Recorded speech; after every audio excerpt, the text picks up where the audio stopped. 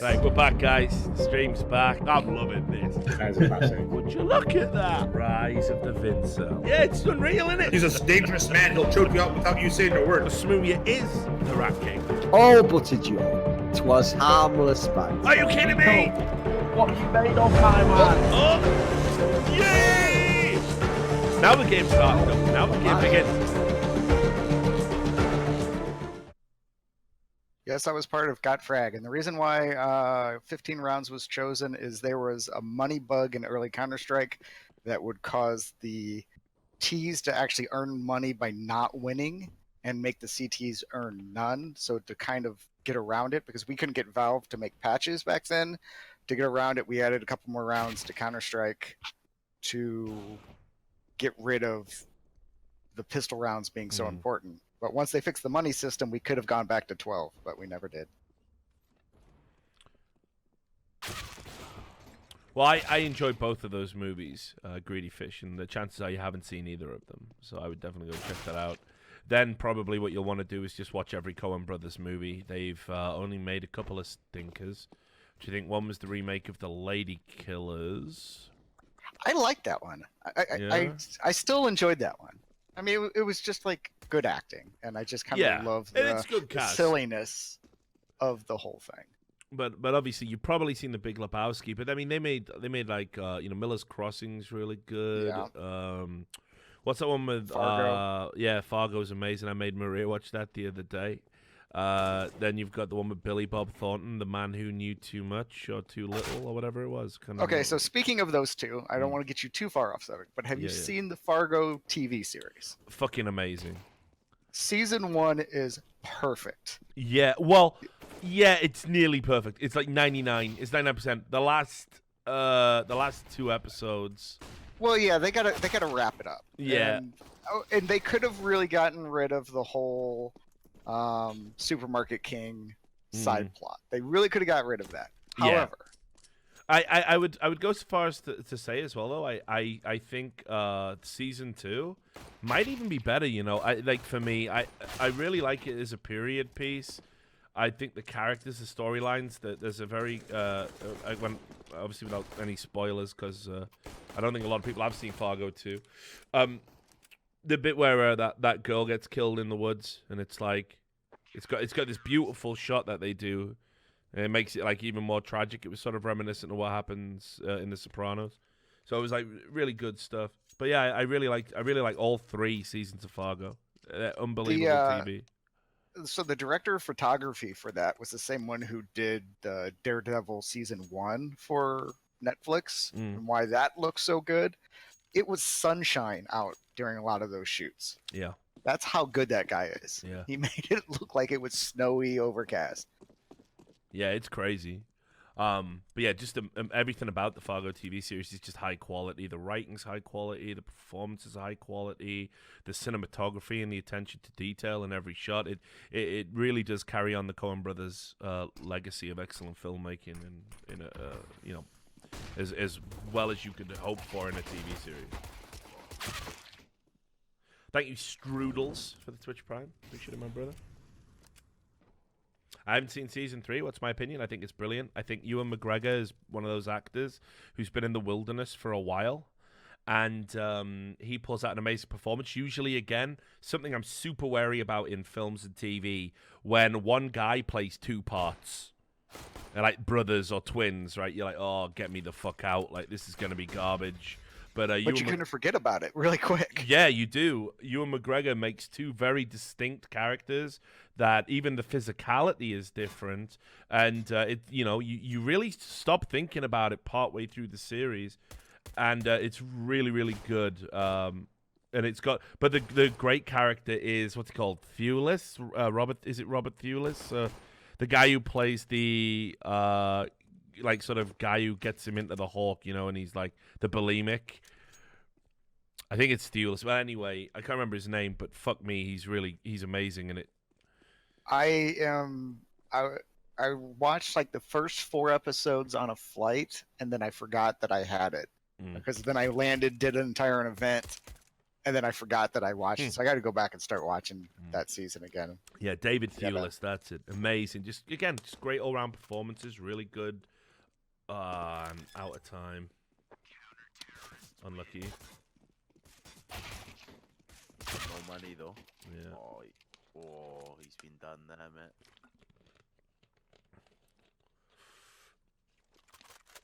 Best pilot episode of a TV show.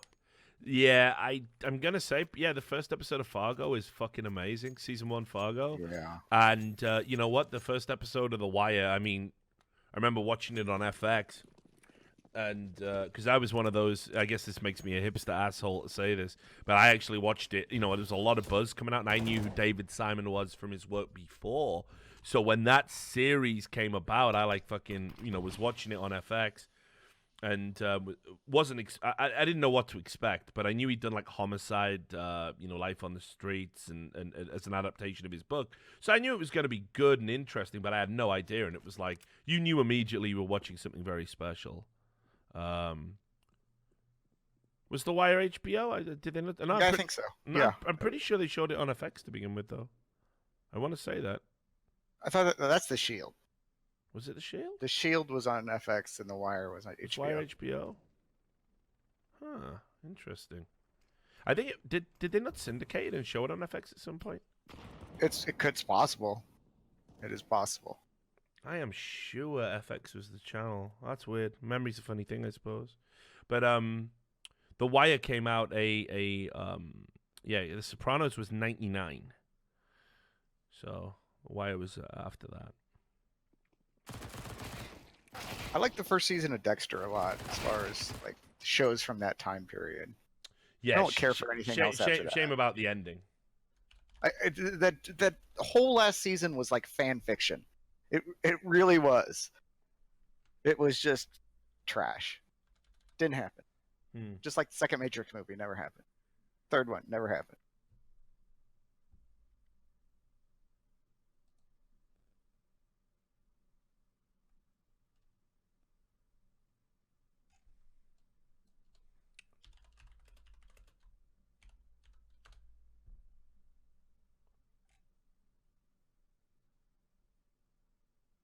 I'm watching The Americans right now. I enjoy that. I love Spy. Here you go. I don't know if this was like because of it being a UK thing, but it says here The Wire on HBO, the US cable network, which produced and first broadcast 5 series of The Wire between 2002 and 2008. It attracted a relatively small following of around 4 million viewers an episode. In the UK, fans of The Wire were even thinner on the ground when the 5th and final season reached its climax on the digital channel FX. So, yeah, it was. It was on FX in the UK, even though it was made by HBO. So there you go. I knew, man. That was too ingrained in my memory to be wrong. So, what I like is that you fact checked your own self. Am I really going crazy yet? But you have to, right? Because memory's faulty, you know. Memory is absolute shit. I just say, I got a fucked up memory. Moving on. I don't give a. It's like I don't give a fuck. There's whole people I don't even remember. I just say. So yeah, I caught it on FX, but yeah, apparently the season, the grand finale of The Wire only had 70,000 viewers. Jesus. Isn't that a travesty for how good it was? It was actually, when you start really digging into TV ratings, you can see why high up execs actually kind of drool over esports. Oh, sure, because the ratings aren't really that high. Yeah. For lots and lots of shows that you think of as big shows. But yeah, I mean, when you talk about marketing in the UK for The Wire, it was just literally like they used the face of Dominic West because obviously he was like a British actor, and they were just like the new gritty cop series, The Wire, and it's like that's not what it is, and you were basically advertising it as a fucking genre that was already played out. Because, I think, you did have the Shield by then. Yeah. And you did have, shit, man. Everything after NYPD Blue, right? Like everything was a gritty cop drama. So I think the fact that they marketed like that in the UK did put people off. It wasn't until The Guardian and Charlie Brooker in particular basically started saying, like, after season 1, this TV series is amazing. That was when it was sort of all the, like, you know, elitist middle class types started to watch it and go, oh, isn't Baltimore, look at the terrible drug problems that they have out there, you know. So it was kind of like that, you know. Yeah, I am enjoying this slide effect he's got going on with his observing. Pretty good. Thanks for the Twitch Prime, Rapores. Appreciate it. But I'm inclined to agree. I think The Wire is the best made TV show, but I think the best TV show is The Sopranos. I make that distinction in my head. I think in terms of its rewatchability, like, trust me, I'll watch The Wire probably, I don't know, every 2 years. I'll go through The Wire again. But The Sopranos, I can just put on I can watch The Sopranos anytime. It hasn't aged a day. There's like always something cool to find. The performances are amazing. Obviously, especially James Gandolfini. The writing is amazing. It's like held up infinitely well. And the fact that there was nothing like it when it came out. Oh, yeah. And what it turned kind of TV into. You wouldn't have Breaking Bad if it wasn't for The Sopranos. There wasn't a TV series that had an ambivalent anti-hero before The Sopranos on mainstream TV. Like, anything that had tried it, it was just like, we've got to put a load of caveats in.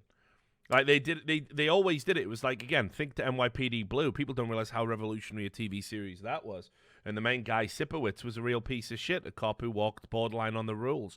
But even when he was in a room with like a pedophile sex offender, he had to pretend to identify with him and sort of get along with him to get a confession. And then, but he didn't lose his cool. But then he goes next door and he punches the door off the hinges. And you know that's what he would like to have done to the guy. It wasn't until after The Sopranos where it was like, you know, you get TV series where it's like, no, actually our police do that. You know, everything was anti-heroes after The Sopranos. So yeah, it was so revolutionary, and again, I remember being caught up in the Breaking Bad hype. Breaking Bad was such like a mad emotional roller coaster from where it started to where it finished. I remember watching the last episode of Breaking Bad and thinking to myself, that's probably the best TV series I've ever seen, and being really swept up in it. But actually, it doesn't hold up to rewatching. It doesn't hold up to review. You can see how very melodramatic and hyper realistic it is in lots of places. Like, when it's like a magic trick in a lot of ways, Breaking Bad. It's like a magic show. In the moment, if you've never seen the act before, you're like, wow, fuck, this is amazing. If you go back and watch the same magic show again by the same magician, it loses a lot of its allure. And, yeah. I'm fine with that. I'm fine with that. Of course, Everything doesn't have to be repeat viewing. It needs to be... like, there's scenes in Breaking Bad that I think about and I would like to rewatch, but I don't think of the whole show as, oh, I'm going to watch it the whole season again. Yeah, what I thought was really good is some superfan on the internet made like a fucking mad. They made like a mad cut of it where it was a movie. Huh? I can see that. Actually worked. It was pretty good. What do you think about Better Call Saul? Really like it. I think it's very well made. I think it's shot better than Breaking Bad was. Yeah, I think it's lit and it's just amazing to look at just from that standpoint. And I think the acting is amazing. I haven't seen this last season, but imagine, by the way, saying anything that we've just said there is pretentious. It like what, saying that Breaking Bad doesn't stand up to reviewing, in my opinion, is I don't even get that. But yeah, you can fuck right off then. How about this? If you enjoy watching Breaking Bad over and over again, good for you. Yeah, how about you don't need our fucking permission to like something. When somebody doesn't like something that you like, it's okay. It makes you unique. Congratulations. You are a special star. Richard doesn't think it holds up. I think some scenes hold up. You like to rewatch it. Congratulations. Why are people so weird? I don't know, man. I don't get I don't get pretentious. You would don't need our be- validation. pre- You pre- don't need it. Pretentious would be saying like, well, what about the mise en scène and the ennui? You know, this would be pretentious. What I'm doing is talking in very fucking grounded language about why I don't think Breaking Bad, you know, it is as good a TV show as some of the other TV shows that are out there. Well, I think the allegory to the Greek cinema. Of Yeah, exactly, right? Like, what was pretentious about anything we said? I don't get it, fucking man. Band of Brothers. I saw somebody say on chat. I love that show. That almost just heart wrenching. Watching, you'd watch a scene and then you'd go into the next episode and it's got the, the original guys telling a story and it's just it's tough. And maybe that's an American thing too, because he was. What's the last line where the guy says, he's like, my grandson asked me if I was a hero in the war, and I said no, but I served in a company full of them. And, all misty-eyed, you know. But yeah, Band of Brothers is good. Although I will say, I think it uses. I think it gets away with a lot of its obvious flaws because of the fact that, first of all, it's about a real thing, right? And it uses the emotional resonance and emotional impact of that to kind of get away with a few, the fact that it isn't quite, it's just short of greatness, but it's like the emotional resonance takes it the rest of the way. So you always give it a pass. So that's kind of how I feel about it anyway. And it does, like, my grandfather was in that. Like, he was he was a scout, and he landed at Normandy, and he fought, like, in Battle of the Bulge, and he says, I've never been so cold in my life. I'm still cold from that. It's what that's the only story that he would tell. Yeah, it's fucked up. I mean, again, I said it, like, whatever you think of the movie Saving Private Ryan, and by no means do I think it's a great movie. But again, when they took the veterans to see it and the veterans had to walk out early, that's the biggest testimony to know that you fucking nailed it. It's unfortunate, but it's, it is what it is. And obviously True Detective Season 1, it very quickly shot into probably my top 3 of all time. What a disturbing, well done show. That 4th episode with the long continuous take when they do the home invasion. Oh, yeah, that's great. That's the amount of technical expertise that's in that. If you know a little bit about TV, I mean, shit, man, you must appreciate it on a far greater level than I do. Yeah. What was the Haunting of Hill House? That one episode where they do like the first 15-20 minutes. I think the whole episode actually only has 4 cuts. Well, that's crazy. I haven't watched that yet because I'm a fucking pussy. I haven't watched that yet because those people are telling me it gets in your head and stuff. And the funny thing was, in your head. I watched Hereditary, right? And I knew it was shit, but I still had a couple of like very light sleeping nights afterwards. But here's the thing about Hereditary. To me, if there was no supernatural shit, Hereditary is horrifying. The going through the grief of your daughter dying, and maybe it's like as an older person, maybe that's how I look at it. But like, you just think of all that grief and anguish that's going on, and the guilt. Like, to me, that's enough. That is creepy on its own. You start adding in all the fucking Satanist shit, then it's a whole nother level. Yeah, like I had a few fucking weird nightmares and shit off the back of that. The scene where he wakes up and she's just hovering over him on the bed. Yeah. Like, well, like I've been on medication for a while, like 'cause for this ongoing health issue I've had, where like for the first few months while you adjust to it, it gives you like fucking nightmares and like night terrors. Oh. So NyQuil does that to me. So, so I literally fucking had a couple of nights where I've like woke up and there's just been someone sat on the end of the bed and I'm awake and they're just sat there like looking down at the floor and I'm awake and I know they're not there, but like but in my mind they are there, and it's like and then you adjust and you kind of wake up and blink and then they're not there again. I've had that a few times, and I've had people in the room, so Hereditary played on that really well when I watched it, because obviously there's that scene where she's just up in the corner of the room, just out of shot. Yeah. Or even better than that, the bit with the basketball when it falls off the chair and it looks like it's a head. Yeah. Yeah. You know, there's so many great shots, and I wish the movie was better for pacing, and I wish the ending was better. But the average, modern horror, dude, like all the endings fucking blow. Like, So I will. All that stuff reminds me of a dream that I had when I was like 4 or 5 years old, and it has stuck with me this long.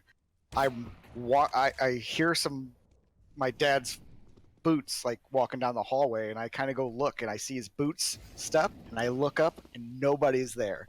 Scared the shit out of me, and I still think about that fucking almost 40 years later. Yeah, that's some crazy shit. I think everyone's had Ghost. but everyone's had like a weird experience like that where they can't quite explain what the fuck happened. You know what I mean? The Witch was good. Yeah, The Witch is great. Yeah, The Witch is great. The Witch is really good. I actually don't mind the ending of The Witch. Which obviously I can't say because it ruins the whole movie, and I won't do that. Yeah. Even though I hate spoiler culture, there's a line. I think Han Solo dies. I'm happy with saying that now. I think it's been long enough, right? But I think there's an interesting. It's kind of a weird thing of everybody consumes more media now, but they don't talk about as much. Yeah. Because it used to be, hey, last night did you see Cheers? And everybody's talking about, because there was 3 fucking channels, and that's the only thing to talk about is what happened on Cheers. Or there was only 4 movies in the movie theater. Everybody saw Ghostbusters. Yeah. Everybody saw E.T. Everybody saw all that shit. And now there's just so much stuff. I can't watch like review shows half the time if they do more than one movie, because it's like, well, I've only seen one of them. Yeah. And here's the thing I'll say about the Han Solo death as well, because people in the chat are like making jokes out of it. He got out at the right fucking time. Like, he did the right thing. He got out. I don't. Do we want to even talk about that? We could have hit that. I don't want to do that. It's low hanging fruit. That is. Yeah. But anyway, greatest horror movie ending of all time. 70s remake of The Body Snatchers immediately comes to mind. Don't Look Now immediately comes to mind. The Grudge scared the fuck out of me. The original Talk one? about. Yeah, I've seen both, so I don't remember which one scared the fuck out of me, but one of them scared the fuck out of me. Everyone's saying. Once again, wake. Yeah. The Thing. Oh, The Thing is wonderful. Yeah, it was such. I think I was in like the right age when I saw that. I was probably like in that 9 to 10-year-old range where that stuff wasn't as scary. It was just like, oh, cool! Look how creepy it was. Like those and the Friday the 13th, and so I have a hard time like putting those in the same. Have you read the reviews from the time about The Thing? Yeah, it didn't do very well, did it? No, they're panning it, saying this is a movie that has no substance to it. It tries to combine suspense with schlock horror. You're like, what? Like, how? It's a masterpiece. Yeah, I know. Like, how do you watch that and think it's a terrible film? Like, it is mind blowing to me. When they go and like they have the fucking paddles for the fucking heart shock, and he goes to shock that guy. Yeah, and it bites his arms off. Yeah, oh my god, that is so fucking good. Yeah, the practical effects of like I still think comparatively they've held up pretty well. So there's that, right? Yeah, I think the only way you can watch a scary movie is you need to walk in there going and just let all your guard down and say, I'm going to watch this scary movie. Like, I'm going to be scared. I'm going to, like, this is really happening, and I'm not safe. Like, if you put yourself in that mindset, scary movies can be fucked up.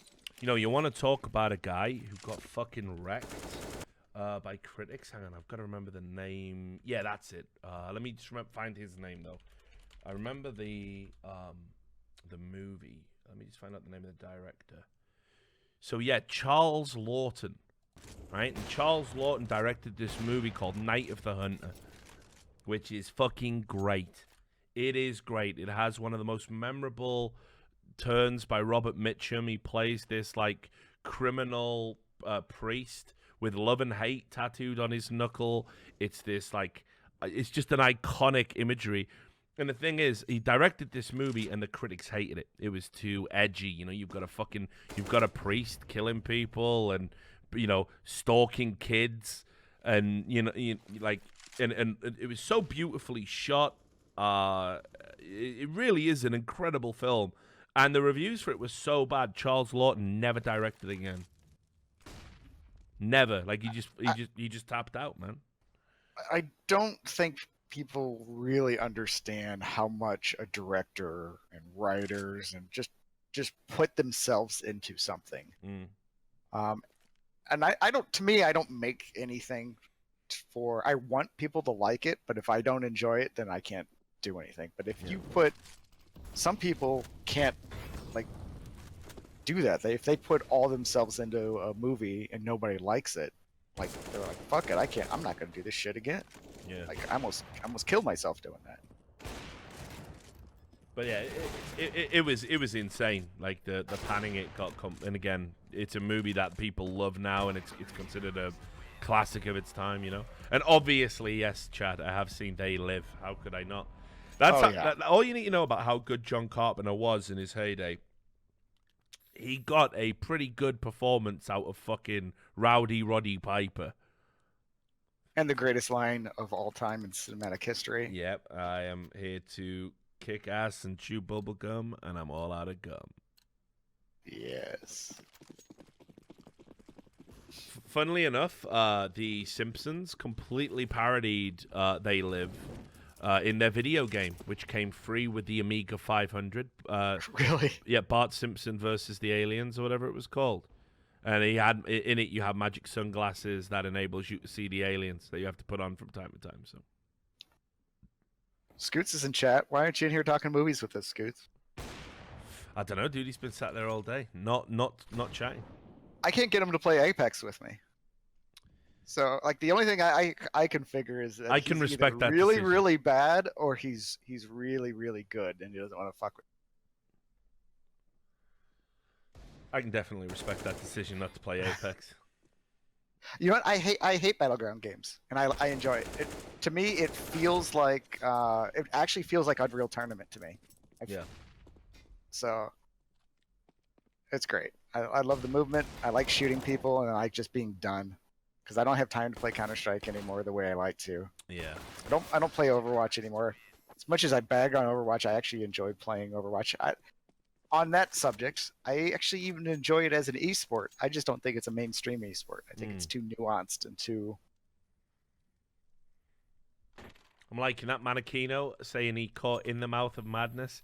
Like, there's not many films that have sort of captured Lovecraftian horror particularly well on the screen. That's one of the better ones. A lot of people talk about Event Horizon. I think Event Horizon, honestly, is it's a bad film. Yeah, exactly. It's a schlocky B movie. I can appreciate it on that basis. But in the Mouth of Madness isn't bad. I mean, Sam Neill puts in a pretty good performance. There's some very uncomfortable scenes in it. I couldn't imagine having seen that as a kid, what that would have done. Have you seen The Endless? Which one's that? It's on Netflix. It's a newer movie. Probably not, actually. So it starts off slow, but it is probably one of the best Lovecraftian movies where, the horror is that we don't matter, or we're playthings to giant entities that don't even care about us. Which is how it should be. Right. It's not about the monsters. It's about our complete, just there's nothing we can do with them. And they don't even, maybe they notice us, maybe they don't. So I think The Endless does a really good job of kind of setting up this weird Lovecraftian world. Yeah, I might check that out. I'm always down for that stuff. Like, again, I mean... And it's not scary. It's not scary. It's just,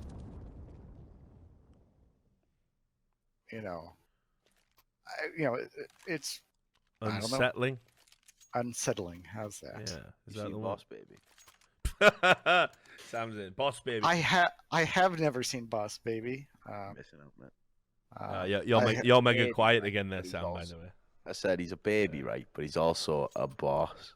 mate, I tell you, right? Now, What a the boss or concept? the boss? I mean, there's what Just what one the of many chat- bosses. okay. What the chat doesn't realize, right, is David that... Cronenberg's The Fly. All right, go ahead. Yeah, no, Finish this. yeah, Talk about hold The on to Fly. The Fly, yeah.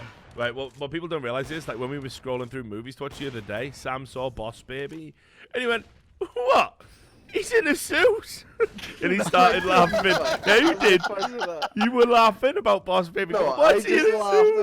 suit? No, He's because so the cute thumbnail in is his suit. ridiculous. But This I was is- like, what is that, man? Why is it recommending us Boss Baby? I was laughing my head off, like. It was buckle of a boss. But anyway, David Cronenberg's The Fly. It's up there for one of the best remakes of all time, isn't it? Yeah, and the thing is, I think I saw that once again, like at that 13, 14-year-old age, which back then, before the internet, to get to see boobs is amazing. So you're going to Yep. tune in just for that. And then it's just, I love that movie. That movie is just so fucked up and great. Well, I remember how it was billed, right? It was like you had all the grown men were fainting in the cinemas. It was unbelievable, horrific special effects. It was like billed like that in the papers, classic like Sun headlines, moral panic, whatever you want to call it. So I remember when I saw it, and I was like, fuck, this is pretty intense, I made Maria watch it again. This is what I always say. I made Maria watch it. Like, she's like, let's watch a film. Okay, you are watching The Fly. The Fly. Yeah. And, she thought it was pretty gross and was a little bit queasy and off-put by some of the special effects. So, but I think it's a great, it was the perfect subject matter for Cronenberg to get a hold of, because all of Cronenberg's movies are about the horror of our own bodies, on some fundamental level. And the idea of a scientist like going through a transporter and, he didn't become part fly like in the original. He on a molecular genetic level was going to start adapting into this hybrid, and it was analogous to being terminally ill. I mean, that's effectively what he was. Brundlefly. Yeah, before he became Brundlefly. Don't make me bust out the sound effects again. Yeah. So he is, he Don't make me get my soundboard out, motherfucker. here we go. Just saying. I am the fly. I am the fly. Saying. But yeah, so it is now. it is a great movie, dude. It is. I heard you. But I love Cronenberg in general. I was saying, I got to do a video interview with him, like one of them satellite uplink things, and it was when what movie was he promoting? I think it was Existence was out. He just released that film, and he did like a interview with us, like as part of a film module I was studying, like experimental cinema in modern America, I think the module was called at university. So I got to ask him a question. I'm going back to They Live. Oh yeah, do it. Yeah, The fight scene in the alley. yeah, that's a great one. One of the greatest. Yeah, just trying to make him put on the sunglasses. Like, just please Yeah. put on the fucking sunglasses, They mate. just beat the hell out of each other, man. It's amazing. And you want to know what's so good about that and so smart about that? Because you've got a wrestler. You know what I mean? Like, it seems Yeah. obvious to state it, but they did this protracted fight scene with lots of big bumps and big spots and very cartoony and broad kind of, punch up. And of course, Rowdy Roddy Pipe is fucking perfect for that. Like, he got so much value out of that. That is a movie that, let's say you try to make a remake of They Live Today with like The Rock, it would be fucking garbage. You know what I mean? Yeah. Obey.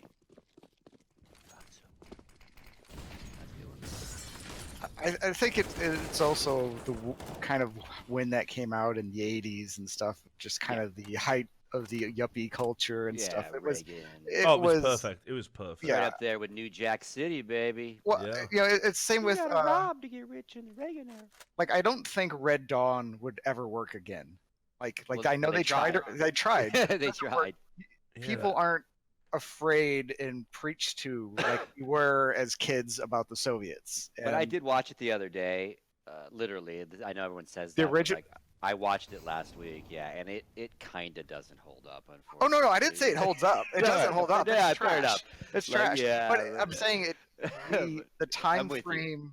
That's why it. Yeah, holds because it up. was the Russia Soviet. Yeah. Yeah. And the Cuba, 'cause they used, yeah, but it was cringy. I was like, oh. Oh my yeah, God.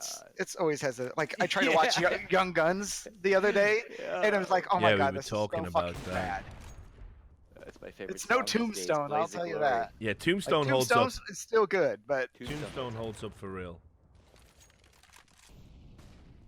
Yeah, me and Sam watched back to back Top Secret and Airplane the other day. oh yeah, Top Secret. Top Secret is one of my favorites. Top Oh, Secret's such a great. sleeper.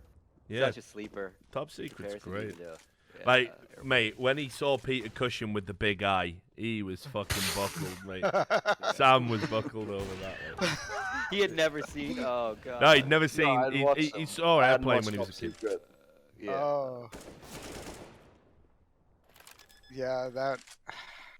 I think I don't know if we own that movie or what, but I've seen that movie so many times. It's not even funny. What are the maps on? But I yeah, know Little German. He's sitting right here. yeah. Yo, but listen, the Ungaroo says this. the writing in Airplane, like I just love how all the jokes are set up. Like they don't do this in comedies anymore. So it takes 15 minutes to get 3 people in a cockpit introduced as what was it? Clarence, Roger, and Roger. Victor. Yeah. Yeah, right. Just so they can do the do I have Clarence? You have Clarence, clearance. Roger, Roger, what's our Vector, Victor? Yeah. To just be able to do that is so fucking good. That you all those moving parts Brilliant. to make that one line joke work it's fucking amazing, dude. That movie is just full of. It's just brilliant on so many, like so many lines, skewering the. Of course, it skewers the disaster movies of the 70s. Well, you want to know what the crazy thing is? You probably know this. I think Airplane trivia has been done. Like, Yeah. but you know the bit where Leslie Nielsen says, "Now we must find someone who is capable of flying this plane and didn't have fish for dinner."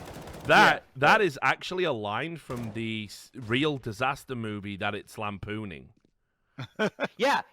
Airport 77. They Yeah. have food poisoning on the plane or That's something. correct. Like, again, they skewer all the those movies in a kind of slightly real way, right? Some of the scenarios. It's hilarious. Yeah, 0 Hour. That Really was well it, done. I think. Yeah. Is that the Zemeckis brothers who did Yeah, that?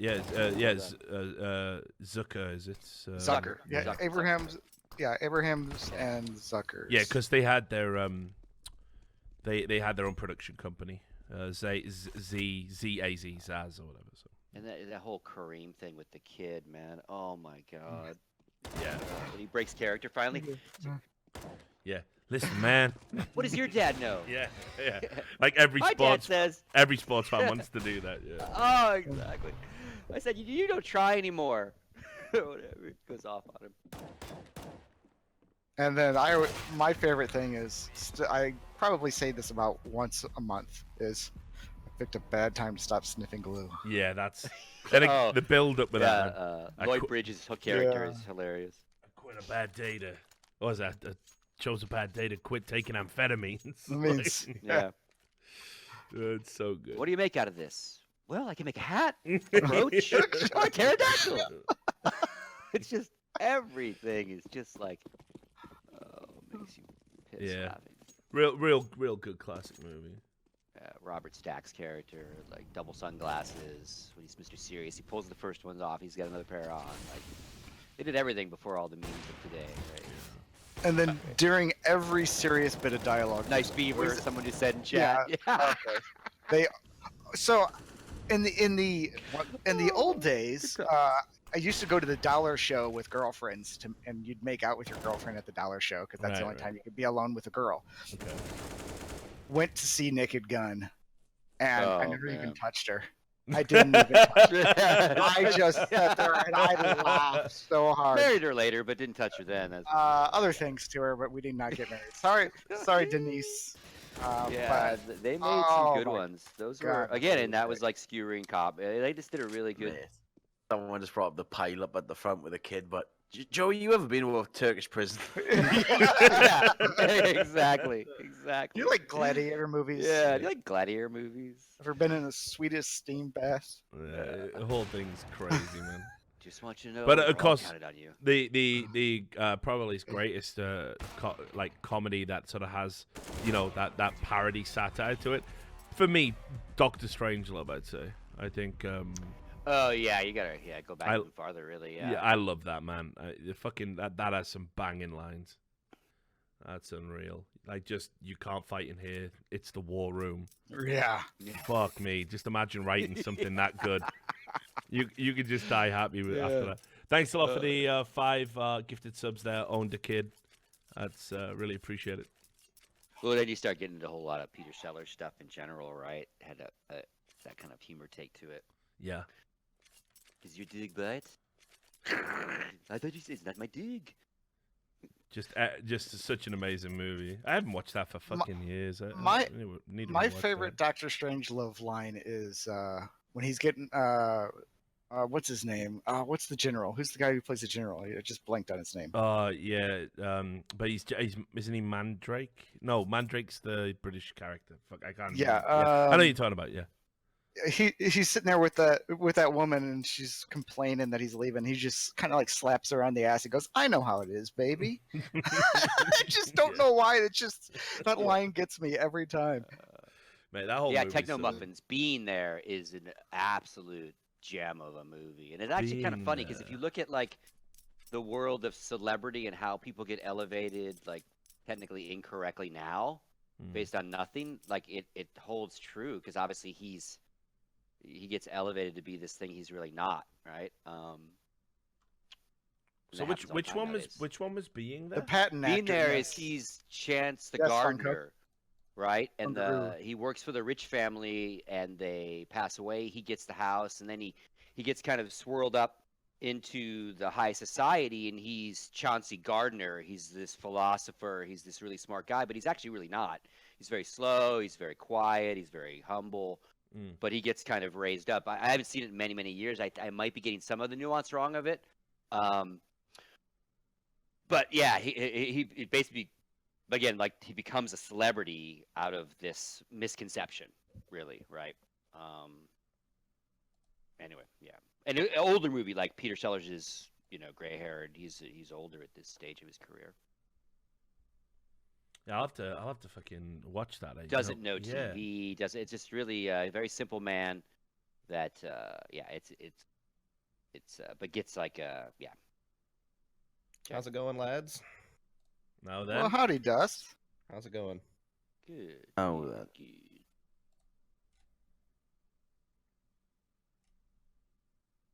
We are talking about the cinema. Yeah, I imagine it's a bunch of stuff I won't know anything about, but figure I'd come drop by and hang out anyway.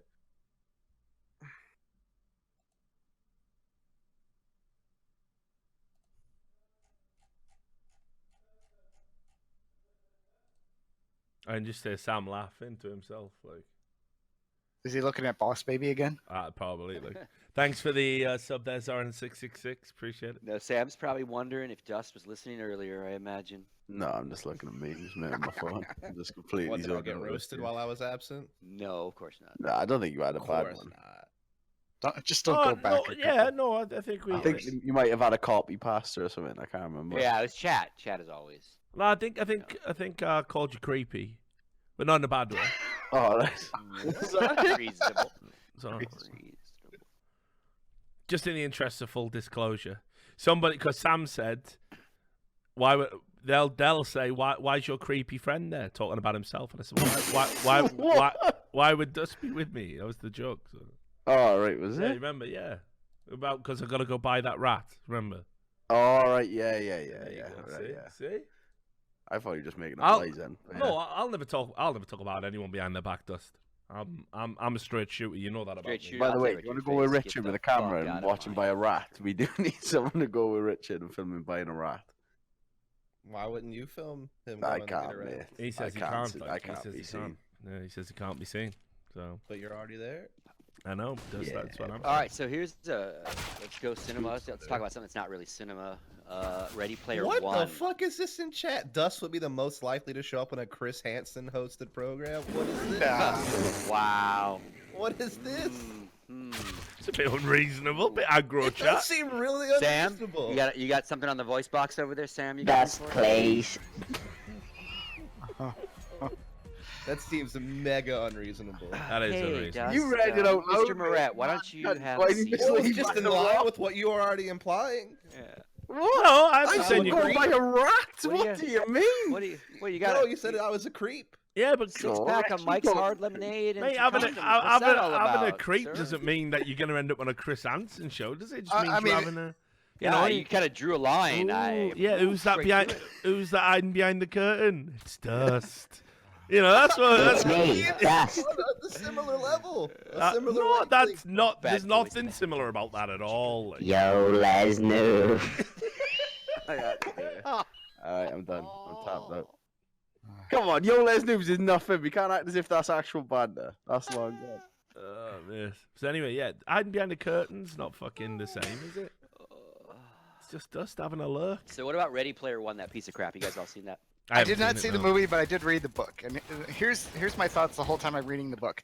I don't know if this is interesting or I'm just saying, oh yeah, I remember that. And you're getting that little fucking whatever chemical dump into your brain of, oh, I recognize that. Yeah, oh, I know classic that. nostalgia, right? Yeah, you're getting all those chemicals released in your brain, and that's what makes you think it's a good book. It's an alright book. So, but Yeah, I didn't see the movie. I thought the book was all right, but it was like Sunday afternoon popcorn. Dope right, for me. in Thank that you. sense, and a little bit. I'm of not a science throwback. talking guy. But yeah, so I'll give you that. But then the movie took that idea and just made it even worse. Like the shit they then jammed into what was already kind of contrived. It was like, really? It was already borderline like too much. And you all threw Tracer in there and all this other references. And my biggest take on it, and I guess if Activision you didn't know Blizzard the paid movie top dollar or for the that. book, I wonder if you didn't read the book, if you'd be like, oh, this is actually really cool. Like I might be biased because I actually read.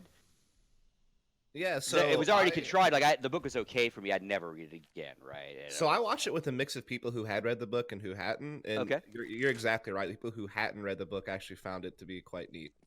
Not as in like, oh, this is like an amazing film that we think is Yeah. Oscar worthy, but like a Sure, fun, like Yeah. let's just go out and have a good time. and Okay. watch Did the Fair enough, people? yeah. Did the people that you went to see with at the cinema know you were there, or were you just in the back row, like? Oh. Quiet. You know what? I'll take that. No, It could've no, been no, much no, worse. no. Yeah. Solid. All gone I'll quiet take for that. some can't reason. keep going quiet after the banter, mate. It makes it seem so much for one reason. You just sit there. You actually went to the theater together in like one car Yes. or two cars? Okay, yeah. Just glad you Yes. What did you think of the film? That's you aimed at you, Dust. I mean, I think that it obviously every time I go into a movie that is a book adaptation, I already know that I'm not going to get exactly what I want, that it's not really going to be up to snuff with the book. And I just have to go in kind of accepting that, and I lower my standards for the film because of it. You'd read it. And so, yeah, I mean, I thought it was all right. You had read the book, though, yeah. I didn't Yeah, of realize You course. said that. Okay, Mhm. gotcha.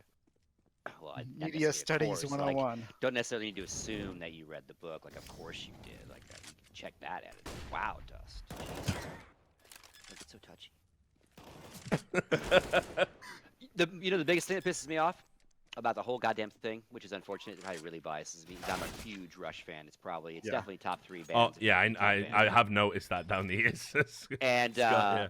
Never heard of 'em. that, Are they new? Rush, Floyd, Sabbath. Anyway, so the trailer, when the first trailer drops, it's set to Tom Sawyer, right? Mhm. And it's like some of the race scene is in there, the first quest and stuff. And I'm like, oh my god, they got Rush in here. This is gonna be sweet.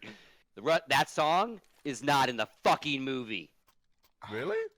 at all. But Nope. that was like one of the main points of like this Modern guy- day this- warrior, me, right? Like, fuck me. I was so excited. the And then guy I'm watching was- the movie. I'm like, where is it gonna be? And the trailer is very much a lot of the very first race scene where he turns around, and goes backward. Well, I can tell you how it could Spoilers. be worse. I can tell you how it could be worse. I remember watching anyway, the trailer get for fucked, the Spielberg. last Star Trek movie, and that had the Beastie Boys Sabotage in it, and I thought, well, this is garbage. At least it won't be in the film, though, because how would you fit it in?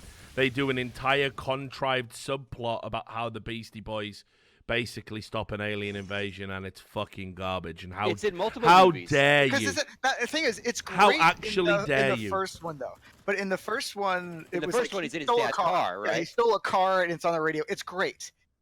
Yeah, You know, that's he's listened to an oldie station. It's that's great. fine. Contextually, I'll accept that. So the first time it was okay is when they bring it Yeah, up because he's again. riding around on a Yeah. bike next on movie. some fucking planet like where there's gladiators or something, and then they use that music to stop an alien invasion because the aliens don't have music. Because I can't remember it was that bad. It was like, right, I'm deleting that from my motherfucking memory immediately. So I've only got some vague reference about it. But I remember watching a trailer going, fucking hell, Sabotage. It's only one of the most overplayed fucking songs of all time. Not to worry. At least there's no way you can put it in a Star Trek movie and properly and have a scene set to it. But yeah, they just did it and it was fucking shit. And the And fucked gra- up thing about thing that is- is it's a really cool song, but it's so actually in a weird way not even like the Beastie Boys. Like, so if you think of the Beastie Yeah. Boys as that song, you're really absolutely missing everything.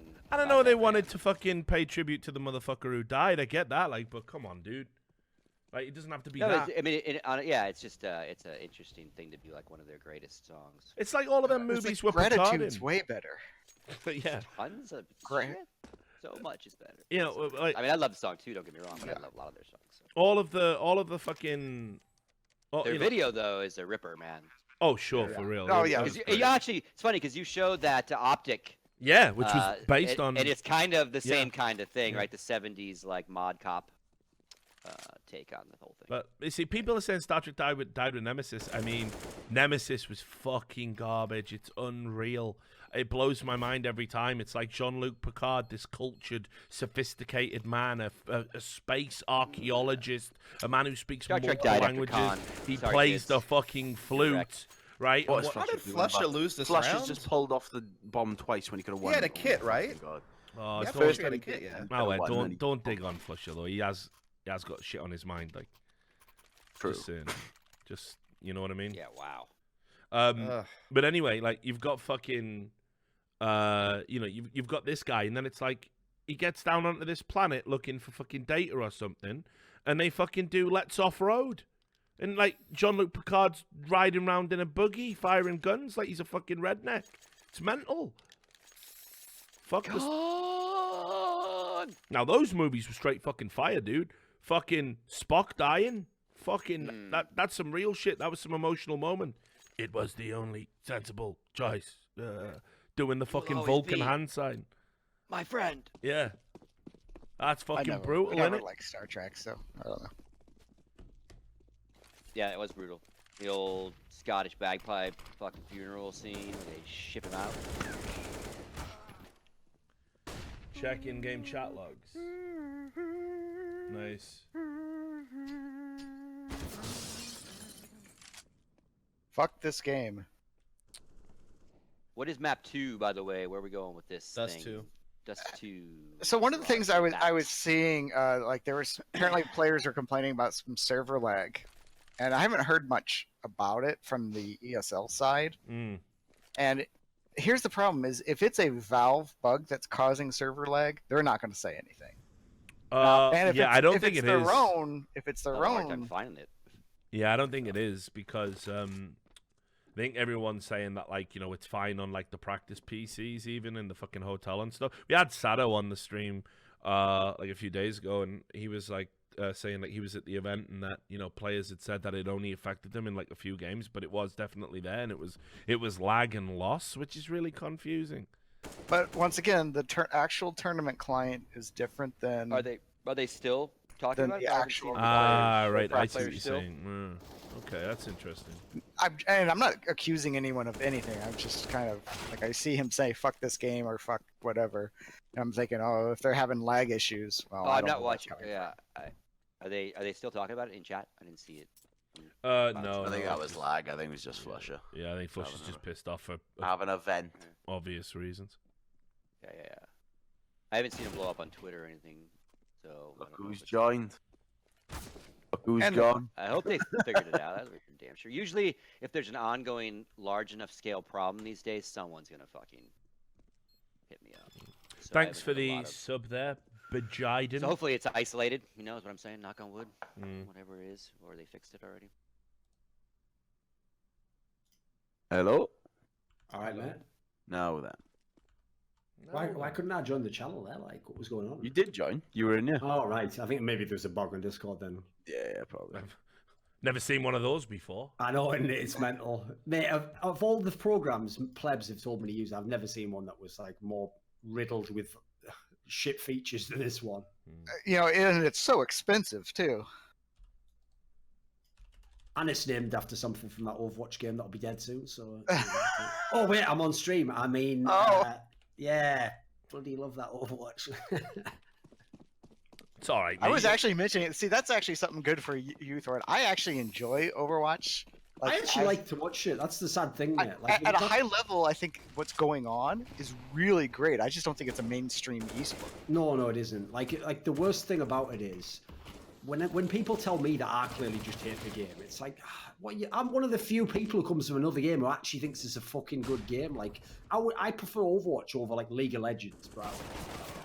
But the difference is, I can easily see that a pleb can understand League of Legends about 1,000 times better than Overwatch. And actually, the current meta that they're in right now is a nightmare for that. Why are they banning? Why are they banning people calling it GOAT? Are they? Yeah, apparently on stream you're not allowed to call it that. They're probably just tired of people complaining about goats. Right. Okay. So, yeah. I don't know. But actually, the current meta, the GOATS meta, is a perfect example of why that game is going to have a very hard time ever having. Forget esports interest; it's going to have no chance of having mainstream appeal, because this particular meta at the moment basically is one where, like, when people are doing things correctly, like as a fan, you almost can't know like the decision maker of what they're doing on some of their fights. Like, it just looks like people are just spamming all their shit into each other, but they're not actually. There's like a very strict sort of like understanding of when you have to do things. But like, put it this way, I don't follow the game close enough to know half the time. Yeah, and it's like, oh yeah, that Winston doing this bubble at this perfect time cancels out this, but and it's like, yeah, it's great, but nobody understands what happened. They just know that. Did I show up just in time to talk about my favorite esport? Oh, you sure did. Yes, you did. Oh, I think I've been their biggest supporter. Well, to be fair, Overwatch is a game where Cloud9's actually got a very respectable roster. There we go. We're back. Back in the building. And back in the building. And back. Cheers for the shout out on stream the other day, Sado, man. Appreciate it, brother. Yeah, you're welcome. Just trying to get fired one day at a time. Do you get any dirty looks from that? Dude, honestly, the production truck's so far away, I can't tell. Wouldn't know anyway, we're not on camera. There we go. There had to be some secret reason why I did it, Rich. So there we go. It was all to make a point that they should have been on camera. And if they'd put them on camera, it didn't have to be this way, you know. But you guys chose, so they can't get in I know your that ear, casters do love that, having no camera access during majors. Oh yeah, big fans of it. 6 of one, half dozen of the other. The problem is we're just really pigeonholed within the ESL show run, right? You just don't have much space. There's just like not a lot of creative freedom for the casters. So like being on camera is a small detail, but like we don't get used for any of the other content, whatever. It's just always like the other rotating people, which I get because there's lots of talented people there. There's a lot more they could do to give us more of a brand. Do you have any suggestions you'd like? Yeah, I'm interested now. Where I'm taking begin? notes. Yeah. I'm taking notes. Hang on. Let me up with a Word document. I would say for B-roll content, when you're throwing from the desk to another person in the interview that's on the desk that you were just at, you probably are overusing that person. There's no like continuity there. Yeah, that's of course. I think there could be more done for. I still think a talk show is required before and after.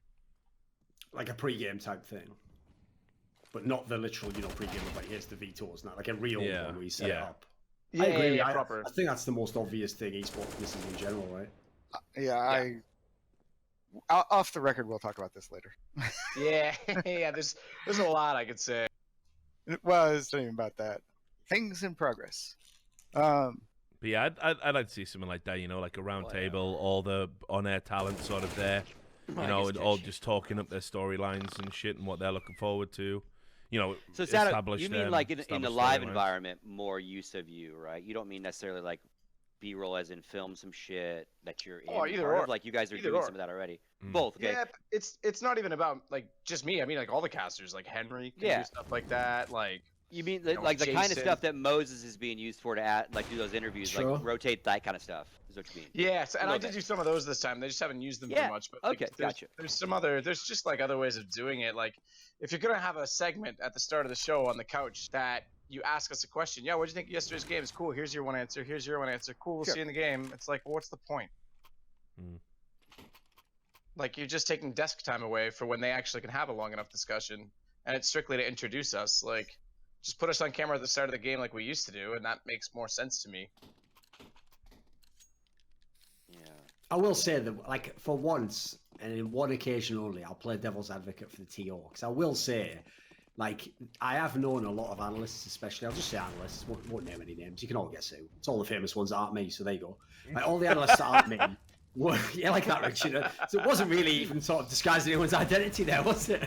But anyway, what happens is they also would say the same thing, you know, like, oh, why are you talking about Maniac like that? You know, there's so many things I could do on this broadcast, and then people like, you know, let's just say ESL, for an example, would go like, oh, sure, yeah, you know, we'll bring you in, and they'd be like, wait a minute, you're bringing me in to do this work for free. It's like, come on, mate, this is kind of what you said you wanted to do. You got to do it free a few times before they see it's got value, haven't you? Come on. Yeah. It's got to be one or the other. Yeah, that is the a catch-22, right? Yeah. If we can establish it, I agree, in the future, then you should. I'll give you a great example. So when I first did those, like where I write the script for the little intro type things they do for the events, the first couple of times I did it for free because, you know, the concept hadn't been proven. But what I hoped would happen, which is actually what has happened, is like, first of all, some people just liked it. And so they were like, hey, yeah, well, like when I asked, you know, I want at least something for doing it next time, some people gave me it. Also, some people, as you would expect, you know, tried to just have some guy of their own do it and do their own version. I think most of those people, you know, not that many of them turned out that well because they were a bit generic, you know, but fair enough. Then they get the concept that if they want to have it good, they have to hire me to do it. So you've got to kind of like, I think, generally my philosophy in esports anyway, you've got to kind of like prove that you're worth the money to do a job before they'll kind of pay you to do it. Yep. I can see from the analyst side though, like I don't want to do an extra day's work for nothing if I'm already at the event and I'm tired. Sure, I get that. It just needs to be part of the content creation process that you're booked for, right? So you don't feel like if you do that day rate and half day rate and it's a media day and you have to come do a little bit as talent, that's one thing. If they then say, hey, and now we need you to sit down for 6 more hours and help us be talent again, then you would say, if you knew that in advance, you go, yeah, okay, then that day is going to be this rate, right? And then everyone would be happy with it. The content would get created. You would get extra value financially as well as brand-wise because you would be in said content. And you wouldn't feel – because I've been in those green rooms where people walk up and go, hey, you want to come do this? And we're all like, yeah, not really. No. No one's because they're not yes going to – because we're not being hired to do that, right? Exactly. So there is that fine line of, yeah, let me help you make the content you're monetizing other than what you're already paying me to help you monetize your content with. And I will say, like, ESL is making an effort to do, like, instead of us doing all of us going to the useless rehearsals that we could all rant about forever. Sure. They're taking like half of us and doing media day with us now instead, which is like you do talk about a team or whatever. But I don't think they're implementing them enough. So the thought process is there. They want to try and get to it. Yeah. They just aren't really executing it correctly yet. Maybe some baby steps there, but at least it is a push forward for kind of content. Even for me though, like I used to do like the frag bite tours and like at events. They were just kind of like trolly and we'd mess around, but like just stuff like that, just to do something different and showcase something other than just yelling and screaming about frags. Yeah. It does take. I mean, it does take resources to even do those type of content. Sure. I mean, like just the little bit of extra stuff we had Puckett doing at the Atlanta Major. That was still a 4-person crew. We still to do it right. You have to. Yeah, there is a lot to it. Like Paula basically has David Guva following him everywhere. Right. Now, I think there's value like on the social media side, and I've had lots of talks about that. Of like social media, you can get away with a lot. You can film a guy with a phone and film a 15-second video of them saying something or walking through some place. It works great. Jason, that's obviously one thing that is an immediate trigger, because one thing that TOs still don't understand is, like, film something where, you're going to use a minute of it for your broadcast, put the whole thing out on YouTube, or put the whole thing as a Twitter video, you know, like, kill 2 birds with 1 stone.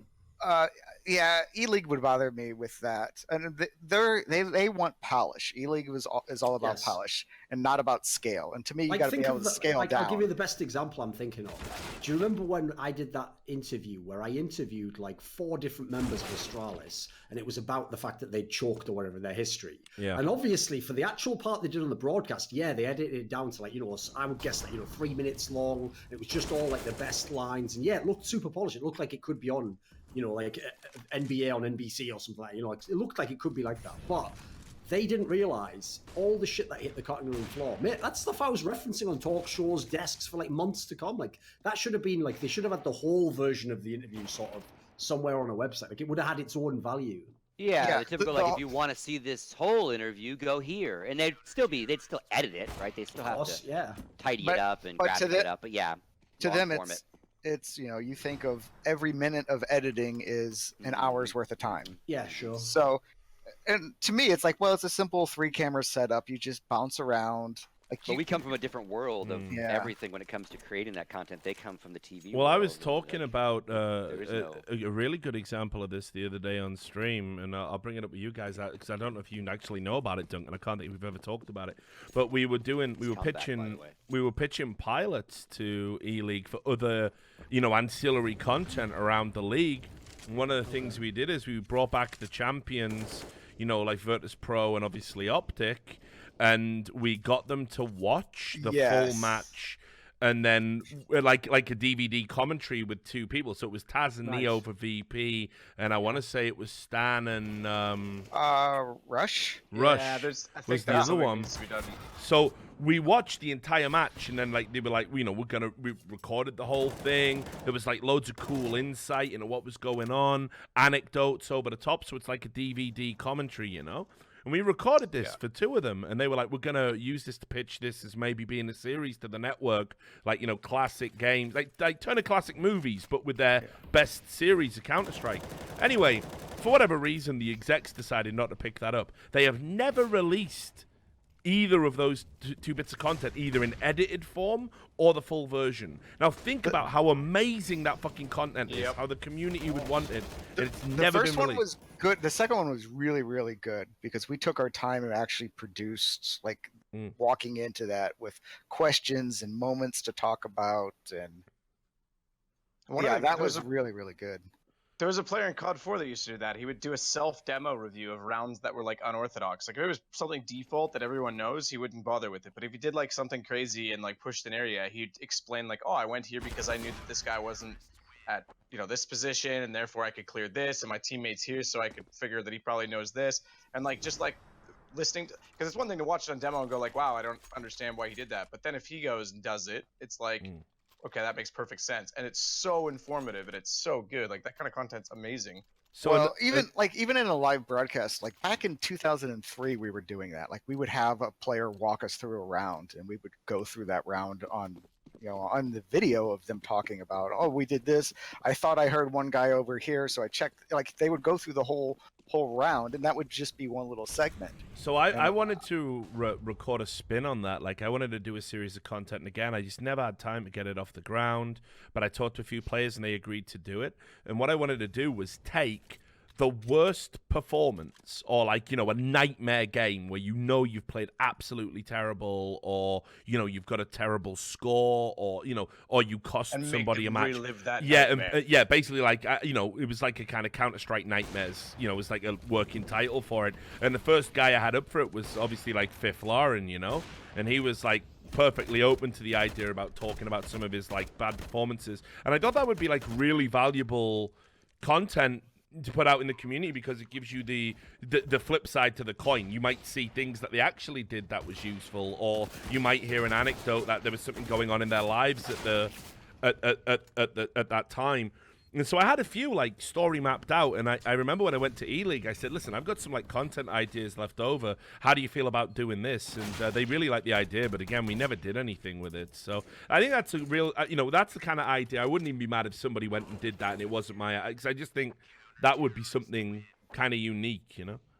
Well, especially because I can actually tell you that. Like, I know, for example, Fifth Lauren has said something similar to me where, so if you remember the infamous one where he went 9-44 against Virtus. Exactly. That was the one I had in mind immediately. Well, on the Mirage game was the one where you got absolutely plowed, right? And he once told me, right, what sounds like a classic excuse, which is like, dude, if you just go back and watch the demo, like, you know, yeah, I did really badly, obviously, but, you know, like most of the time, like I'm never even seeing a guy, like I'm coming out from a flash blind, someone shoots me in the side of the head. And I was thinking like, this just sounds like a great excuse to give, doesn't it? But I noticed on YouTube, someone made a video where it's just his like every round he rushes in on T side or whatever, and he wasn't lying. Like actually, at least half the time, you watch it and you're like, I can't even see where he got killed from now. You know, or this aim duel here, like, you know, the other guy's just too far away and there's better aim or whatever. It's like, actually, he was right. A lot of the scenarios weren't like entirely his fault. So if you picked a good one like that as well, you'd even be giving the player sort of a chance to turn around the rep of that. He was no, but that was why that's another reason why I thought it had value. And another thing, if you remember as well, that was where there was that like little controversy because the VP guys, didn't their comms come out and they were like saying like, fuck it, let's go bully Fiflaren, you know, Fiflaren's so shit or something. And it came out in like to the public domain. I can't remember if it was shown on the ESL broadcast or whatever, but basically their comms, you know, made it look like they were really identifying Fiflaren as a weakness and like twisting the screw, which equally is something you have no control of over as a player if you're being bullied, you know, metaphorically, obviously not literally in that way. If they want to seek you out every round and penalize you, well, obviously it's like you're gonna teamed in basketball. Yeah, So exactly. You're gonna have a tougher time. Drastically different. So the 9 for 44 was the immediate one I wanted to do, and I talked to Fiflaren about it and was like, you know, how do you feel about it? And he was like, I don't give a fuck. Like, I'm all the way out now. I got a great life. I always thought I was harshly done by, but it's not as emotionally upsetting for me as it was at the time. So I can definitely talk about it. So I had it all lined up, and then there's just not enough hours in the day to make all these, you know, great bits of content. 15-13, by the way. Just wanted to point that out. Yeah, I know, this is crazy. What the fuck is going on? It's a classic FaZe T side. Double up. I blame the AUG. I think Jason's right, though. Like, it's so hard to do a content team, and the issue missing behind it is, like, sure, there's lots of editors out there available. It's getting the budget to do it. Exactly. Like, budget for everything, like, it's so expensive, and everything costs twice as much as that you guess. I mean, to give away $1 million, it's going to cost you $3 million. I mean, it's nuts. My favourite's the people who complain about how much, like, you know, a premium ticket is at ESL 1 Cologne, where, like, first of all, it's like, could you please fucking compare this to any other sport that will be held in that building and how many hours entertainment you'd get? And then secondly, do you think that they just, like, they're not just rich guys who go, I think we'll just put it at 300 euros. Yeah, we'll make, what, 280 euro profit? It's like, you know how much it costs to have all those facilities? Like, I bet the margin isn't even that great. The margin's probably a loss. Yeah, I'll just say it right now. To my knowledge, no one has ever made money off a studio event or a stadium event in East. Oh no! Not from the event itself. It's always the sponsorship in the back end if they're making money. It's the other stuff. No one's making money off. Makes sense. Yeah, there's no way. Your ticket price is keeping the electricity on and getting some internet at the venue, and that's why I always thought the genius of Katowice was because you're not paying as much for the venue as you would if it was like Barclays Center or something, then you can afford to let people in for free to make sure you have the crowd all the time. It's like the offset's actually genius. Yeah, that's exactly what I was basically told and was explained. It makes sense though, you know. Yeah, the show is strictly for the sales. Like the show is necessary to make the entire spectacle what it is, which is therefore necessary to get the sponsorship money into it. If it weren't for the sponsorship, the show wouldn't be what it is. So it's there strictly to benefit the backside. This is actually going to go to overtime. Holy shit. Yeah. At this point in time, it's just time to start hoping Cloud9 wins, isn't it? Fuck FaZe. No, that's what I said coming in. Now that my pick'ems are safe. Yeah, now that my pick'ems are safe. The thing is, as well, being 15-4 up, and then if they lose in overtime on a map at a major, like, they're the kind of things that really twist the screw in terms of pressure from fans and managers to actually make holistic changes. And listen, I've said it a million fucking times. Like, this, I don't know who has fed Nico the line that he's a good in-game leader. It's kind of like whoever told Louis Armstrong he was a good singer. Like, it's fucking, like, it's crazy, right? Like, I see dreams. Blah, blah, blah, blah. Like fucking. That's me at karaoke. Richard Lewis is mean. I don't know why. All right, leader. Prison guard. And I think to myself, As if Duncan's not the one who said No anything majors, ridiculous. Club Rock. So we Thank go you. straight to He prison saved it in the guard. end. He saved it in the end. Oh yeah, you missed that earlier. We found you a missed- game. yeah, that's a we found a reference. game called Prison Not a very long- Simulator, old and one. you Yeah. can just be a corrupt prison guard, Duncan. You'll love it, mate. That Can I sounds get bent amazing. over and bummed as well? Like, is it that That accurate? sounds amazing. Gonna be a hell of an esport. It does.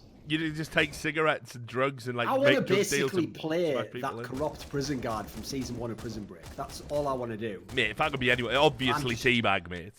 Oh, that's another character I would obviously choose. Obviously Teabag. You know. mate. There's another TV Psychosexual. series that went to shit. Like first Well, season, basically, as great. soon as Every that other character season, died, it yeah. got shit, didn't it? Well, not even that. Just but the second season, it's like you. Our favourite was, again, spoilers here, but again, fuck you if you want spoilers either, from Prison Break, a show that, like, by the time that show came out, half of you were probably just like, oh, mama, can I speak? So if you haven't watched it since then, fuck your dreams. Yeah. But anyway, one of the things I will say is, like, another thing that they did in that show that was absolutely unacceptable was, you remember the whole first season was also, like, with the romance element of, like, him and that doctor. Yeah, yeah. And then in the second one, they just, like, capped it well quick. Like, yeah, she's out. She's out the show now. Yeah, but didn't she go and do another TV She'd series? come Was that the along. reason for I it? think later she came back. I'm sure they had some bullshit reason, like she was pregnant in real life or something. But you know, just because she's bad at a job doesn't bullshit matter. reason. Yeah, she had to go off and have a bullshit. kid. It's like, you know what? One of the most bullshit moves in Hollywood in a long time is where in season 1 of Game of Thrones, the first time you see Daenerys Targaryen is when she's naked coming out of that pool, right? Yeah, And that's probably, because yeah. that was part of what the character involved. You know, obviously at that point in time, she has no control over her own life, her own body. Well, because the show got massive, that actress then just refused to ever be naked again in the show. She's like, fuck you. You've literally failed one of your most basic jobs for this character. That's like being like Superman and being like, I'm not wearing the cape though. It's like, fuck you. Get out the show. Anyway, I don't know about that, Chief. I don't know about that, Chief. I don't know about that, Chief. Tell you what, Duncan, right? You stick it's about it. having causes that you stand up for. No, it's Duncan. Tell you what, mate. You go up over the trench and see if them machine guns are still working. Yeah, I'll be here with the rest of the Y'all are boys. with me, right? Yeah. Y'all are with me. Right that hill. Y'all are with me on the petition to have whoever the fuck her name is, Amelia fucking Big Mouth Clark or whatever, get naked because that's her job. That's fucking posted noted immediately. Mate, I didn't make her take the role. It's not like she was playing Margaret Thatcher and then I told her to get her tits out. She's playing Daenerys Targaryen. Now, here's the thing: is as far as I know, that's actually not true. It wasn't her that refused. It was actually one of the women that played one of the prostitutes, which makes it even worse. Wait a minute, someone's playing prostitutes and refusing to get naked and Yeah, fucking, I can't even it's not I'm out, her. right? Yeah, I'm off. like as far as what I read, it was she had no problems with it, and it was somebody actually. It was a rumor that came out, and everybody thought it was her, but it's not her. Because if you look at the other season, allegedly she's, stuff. she exactly. She's naked plenty of times, but one of the Still doing it. the chick that they killed with the crossbows. Thank you, Sam. Who it Oh, was. right. Voice and reason as always. She basically, that's redhead. Oh, Shay or whatever her name is. no, not her. Yeah. Not her. The other one. The other one that I know in that show is the redhead, like the priest or whatever that revives. Well, I don't know, spoiler, whatever. You know what happened. Melisandre, Yeah, whatever her Yes, name is. Melisandre. Yeah. She was actually supposed to be cast as the fuck. I can't remember anyone's name. The bitch that's the queen. Cersei. Cersei. Yeah. Thank you. Yeah. Interesting. No, probably it's good the at that madness role, with her. Someone should have a petition for her to keep her fucking breasts in her clothes, mate. Every fucking scene with that lady in red. Even I'm like, this is fucking excessive. This, like, can you keep your clothes on for 5 fucking minutes, love? Like, fucking hell. I just enjoy it, you know. The Lord of Light. Don't kink shame the Lord of Light. power of Yeah, jazz. the Lord of Light is not body The shame. Lord of Light is Exactly. into that, man. The Lord of the Light insists that look, we're burning my kid alive. You have to. I've gone deep enough to this. It's mental, isn't it? Anyway, whatever. Heartbreak. Yeah, you Right. talked about Prison Break, though, but what about Oz? If we're going to talk about prison shows, Fuck Are you Oz. purposely trying to head this towards prison rape? No. Can we please don't talk about Oz with Duncan, please? Duncan, I am very curious about your, socio thoughts and how Oz would have reflected on the modern day prison Sure. system. No, no, And please. the realities of Please. incarceration. Please. Please. There's targets to hit.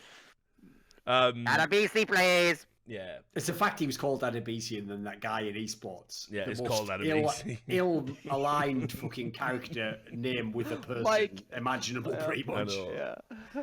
I think that's And why why he he did it. picked that isn't it? name. I think it's why he did it, isn't it? But yeah. I still like because isn't the guy that does the farmers insurance commercial? Was the guy in Oz, right? Wasn't he the Nazi that does the farmers insurance? Yeah, the guy that was in Whiplash. Whiplash and a bunch of. He's been in a bunch of he was movies. in but, like, Oh, Spider-Man. Schillinger. Yeah, he played Jonah Yes, the guy was Jameson. Jonah Jameson. He's been played in Jonah tons of Jameson, movies, yeah. but like I always still think back of Oz when I think. Yeah. Man, because J.K. Yeah. brutal. Did the voice in Portal 2. Yeah, he killed J.K. that Simmons, too. yeah, thank you. Great actor, but just like that's one of those ones that I always just go, oh yeah, oof. It's actually the same thing. It's kind of funny because the guy that does the Allstate commercials now, right? Mayhem character that plays the Mayhem character on whatever insurance company that is. Yeah.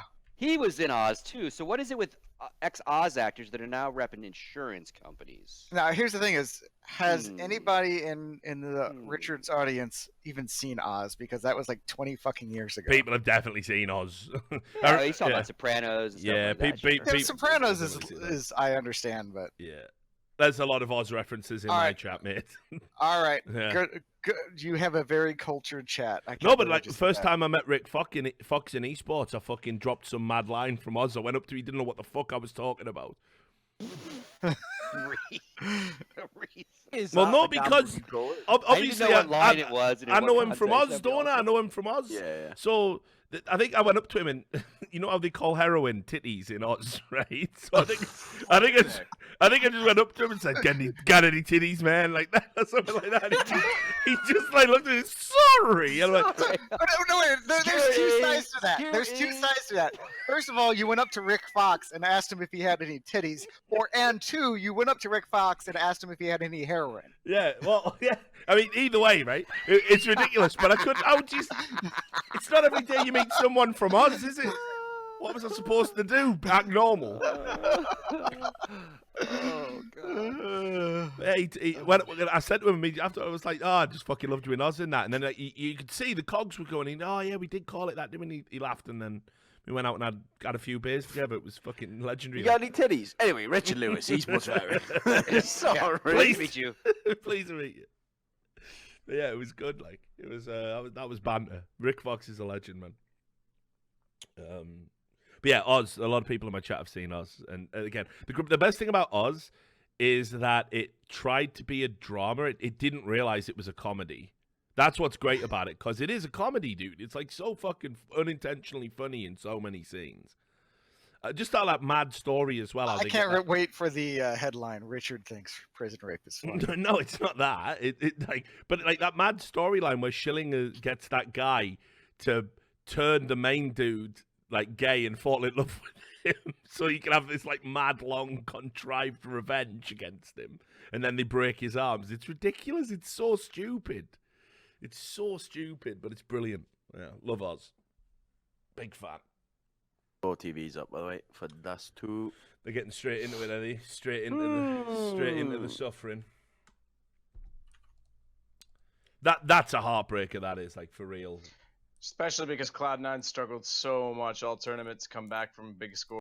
They actually finally addressed it and then get fucking banged out in the last round. Yeah. Yeah, that's upsetting. And I think, like, you can see the nerves. They bit the fake. They had Guardian on B still when they were hitting A, and one single smoke Molotov, and I think it was automatic. He rotated. I was like, yeah, game over. Mate, you should see how absolutely triggered like everyone French is by that tweet I did earlier. I just noticed now it says like 92 replies. It's like, don't think I'll be opening that one up.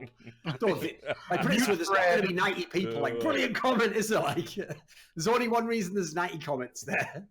What did you half of say? them were French. Basically, I just said that like Vitality's not a good team, essentially. Oh. Crazy statement. How dare you? How dare You'll never you? make it. Because what people don't realise is You'll never make it. It's nothing to do with Vitality why I'm making these comments. It's because the very same people who hyped Vitality are the people who said that the G2 lineup last year was pure shit. You're a moron if you think they could be good. Like, they'll never be good. They don't mind that Vitality is arguably as bad or worse. Oh, mate. Just being rebels, Here's man, why. like, going against the Here's why grain. you've got 92 replies and are going to get wrecked. Because, like, the top 2 replies, the first is Fallen saying, come on, Thorin, I don't agree with that. They're a very young team doing very good things. Right? And then immediately after that, the reply is fucking... His fans, won't it? It's just Apex with a sad face. Straight after bombing out the major, Duncan's there with the boot to Apex's ribs. Mate. Fucking come on. What people don't know is people in Vitality can get it all day long, no matter what's happening. Because when they were winning in Envious, they were rubbing it in my face 24/7. I have 24/7. There's an even worse BM that happened at this major to a player that just got knocked out, but that's gonna be off the record. I'll tell you that one later. Jesus. Nice. Also, you notice I did not fucking tag any win from the team. So, No, of course not. Like, the idea that I'm not allowed to have my own opinions. I'm not saying you're saying that, but, like, people do imply that. Like, I'm not allowed to give my own opinion as a completely independent person.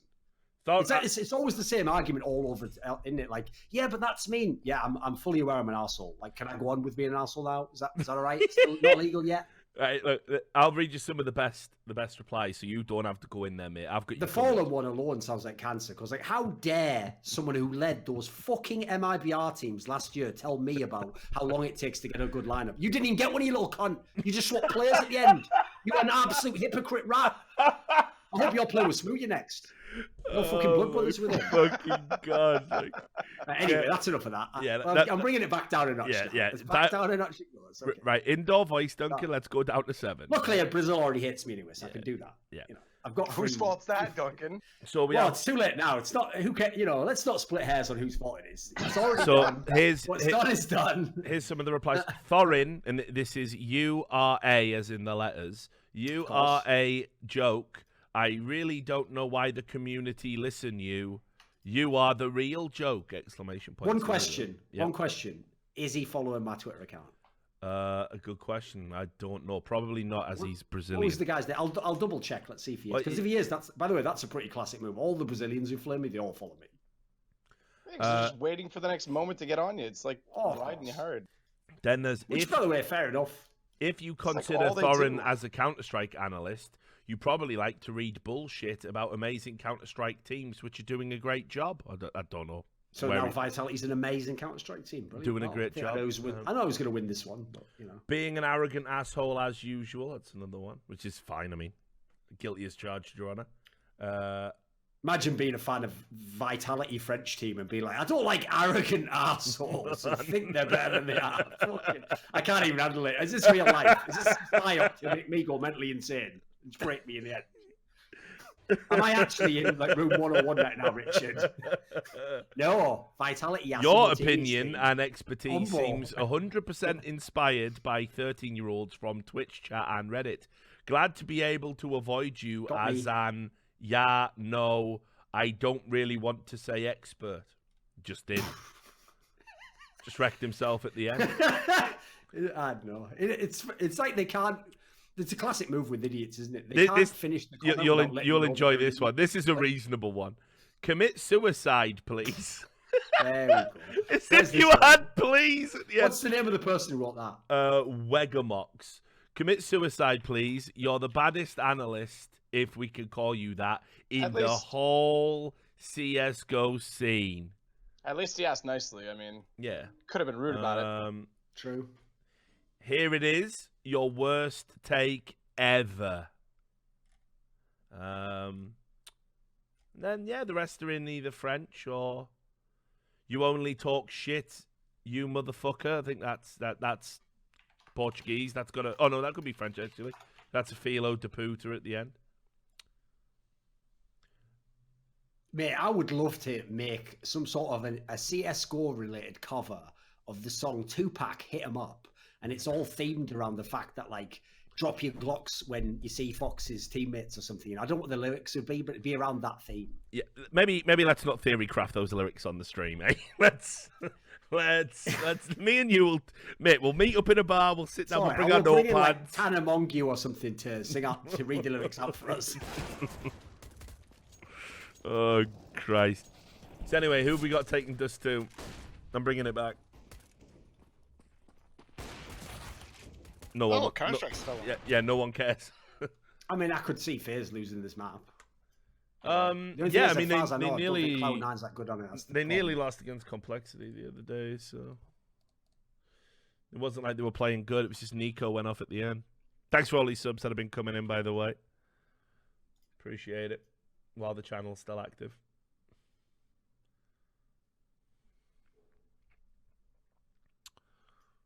C9 have Oh, by never the way, played do this you map as a actually- lineup, apparently. Yeah. Do you still want to do by the numbers at the end of today? Could do without it, honestly, especially if we're lining it up for Tuesday as well. Yeah, we can just do it on the normal time of Tuesday. Yeah, we'll if you just do want. it Tuesday, mate. I'm fucking beat. We'll work in an extra special show for the patrons. Me and Duncan write the new hit 'em up for patrons only.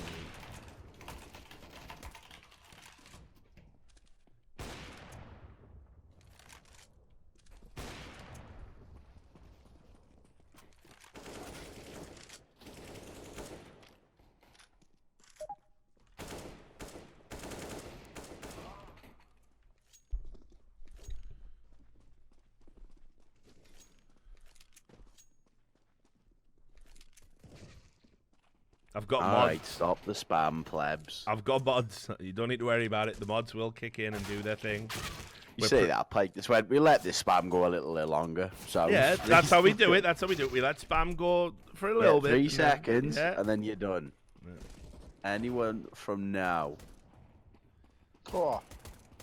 The hard got that guy's gone. See you, comrade. Toodles. Oh, by the way, Sam, your sweet tea is outside. Sound. That's what he'd like to hear. Your sweet baby rays.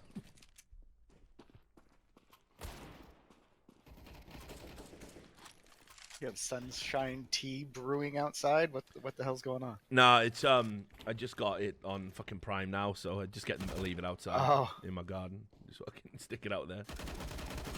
And they just text I gotta me. say that's the only thing I miss about being in LA. Yeah. Is Prime Now. Of like, yeah, I don't feel like going to the grocery store today. I think I'm gonna just order all my Mate, groceries. I love the fact you can literally tell them to just leave it at a position. You don't even have to interact with anyone for it. It's brilliant. Yeah, that's worth the service fee alone. Is not having to talk to anybody. Yep. That's where I'm at right now. Just as a fucking, you know. As a human, it's the Yeah. state of your life. Yeah, and we need I'm an not Uber far off, service. don't worry. We need an Uber service where the back seat is just hermetically sealed with like a Sealed, tinted- yeah. You like don't no have to no breathe the talking. air, you don't have to hear Yeah. them. You don't have to. It's it's why I don't have an Alexa I will because I don't talk to anybody. I will say, like, that's one of the cool things about the black cabs in London is you can just roll up the fucking window on the guy and be like, "Yep, peace out." Yeah, but then they mug you off and drive down every side street. No, That's true too. This used Man, to I be had a a guy- people business when I got into it, when I did the knowledge, mate. I had a guy. I left my cell phone in the black cab, and obviously I couldn't call the guy because I didn't have a cell phone. So I told the front desk, I was like, "Yeah, this is what happened, whatever." They're like, "Oh, well, this guy drove all the way back here, had a cell phone, but refused to leave it with us because you weren't in your room and he wanted to be paid." So it's like this cunt drove all the way back anyway, and wanted money, and because he didn't get the money, just stole my cell phone knowingly at that point. Yeah. So then I Reasonable remembered that the guy in the building next to him was trying to get mad at him for where he parked when he let me out, and took a picture of the cab because he was going to report it for the illegal parking. So I went over and got the guy's license plate, called the taxi distribution, and they were just like, "Yep, sorry, can't help you." I was like, "Fucking hell, like." Jesus. You've been had. Yeah. I wonder why people are using Ubers instead of taxis. Someone was telling me one time, right, that they were driving to an airport, and they obviously had a suitcase in the back of a cab, and they got to the airport, and then they gave the cab driver the fare, and said keep the change, and it was a relatively small amount, and the cab driver was going mad over not getting the tip and wouldn't open the trunk so they could get their suitcase out. I can't remember who told me that story. I was like, you fucking serious? The guy's going, yeah, you must tip. At that point, the smash window up, and he was like, Have "Look, you heard the one about the guy in Germany that asked or was making terrorist jokes to Moses the whole time because he had a hat on? It was like, "Oh, you bring bomb? You got a bomb?" Like drives him across town. He's like, "Oh, is Jesus that a bomb in your Christ, suitcase?" yeah. Jason's like, "What the fuck?" Yeah, stop, please. Yeah, let me out, please." yeah, that's Yeah, that's weird. I mean, I had an Uber driver the other day who actually scared me. You know, I haven't had many. Me and Maria one time got one Uber driver in Vegas. He was clearly high because he kept telling me like he kept, you know, he'd been in the mafia, he said, and the Russian mob were after him, and he's also a CIA mole, and like every person had like the same name, so it was like, yeah, my handler in the CIA was called Mr. Jones. Anyway, the head of the Russian mafia, or as I called him, Mr. Jones, and you could tell like, it was just like he was clearly on something and was just making up like movie subplots. Please stop the car. He was actually terrifying because he wanted like my phone number. Foolishly at the start, before I realized he was mental, said, "Oh yeah, I'm doing a TV show, this, that, and the other." So he fucking he was like, "Oh, you work in TV? Well, my life's been a movie. Let me tell you that." And I was like, "Come on, man! I do a fucking esports TV show in the Friday night death slot. I can't fucking get your fucking life made into a movie, can I?" But anyway, he was sat outside in his fucking Uber for ages afterwards. And I was like saying to Maria, like, lock the doors, like he's fucking mental. That's the one time you've met that in a good way. Yeah, mate. Remember that guy that pointed a fucking loaded gun at me in an Uber bus? Yeah, that was a legend. That was a legend. That's always banter. Again, trying to be friendly with my fellow Americans, talking about guns. And this guy goes, "Yeah, I'm strapped right now." And he like just turns around and starts pointing a gun at like fucking me and Sam in the back seat. Like, Jesus. What the fuck? Yeah, Loaded, of course. yeah. Safety off, of course. Definitely 5-star that guy and gave him a full tip. I thought I was going to get fucking Marvin from Pulp Fiction, like go over a fucking bump. Like you can totally see though why everyone who works in Hollywood just be hating their life, because every day it's just people tell you what movie you should make. I know. Man, life's bloody brilliant. Of course, I'd be played by I think Will Smith, and you know, like I'd be played by like, me, come of on, course. please. So I used to Uber to fucking Turner every day, and you know, at first, oh, what do you do over there? Oh, I'm a producer. And then, like, next thing you know, people are handing me their mixtapes.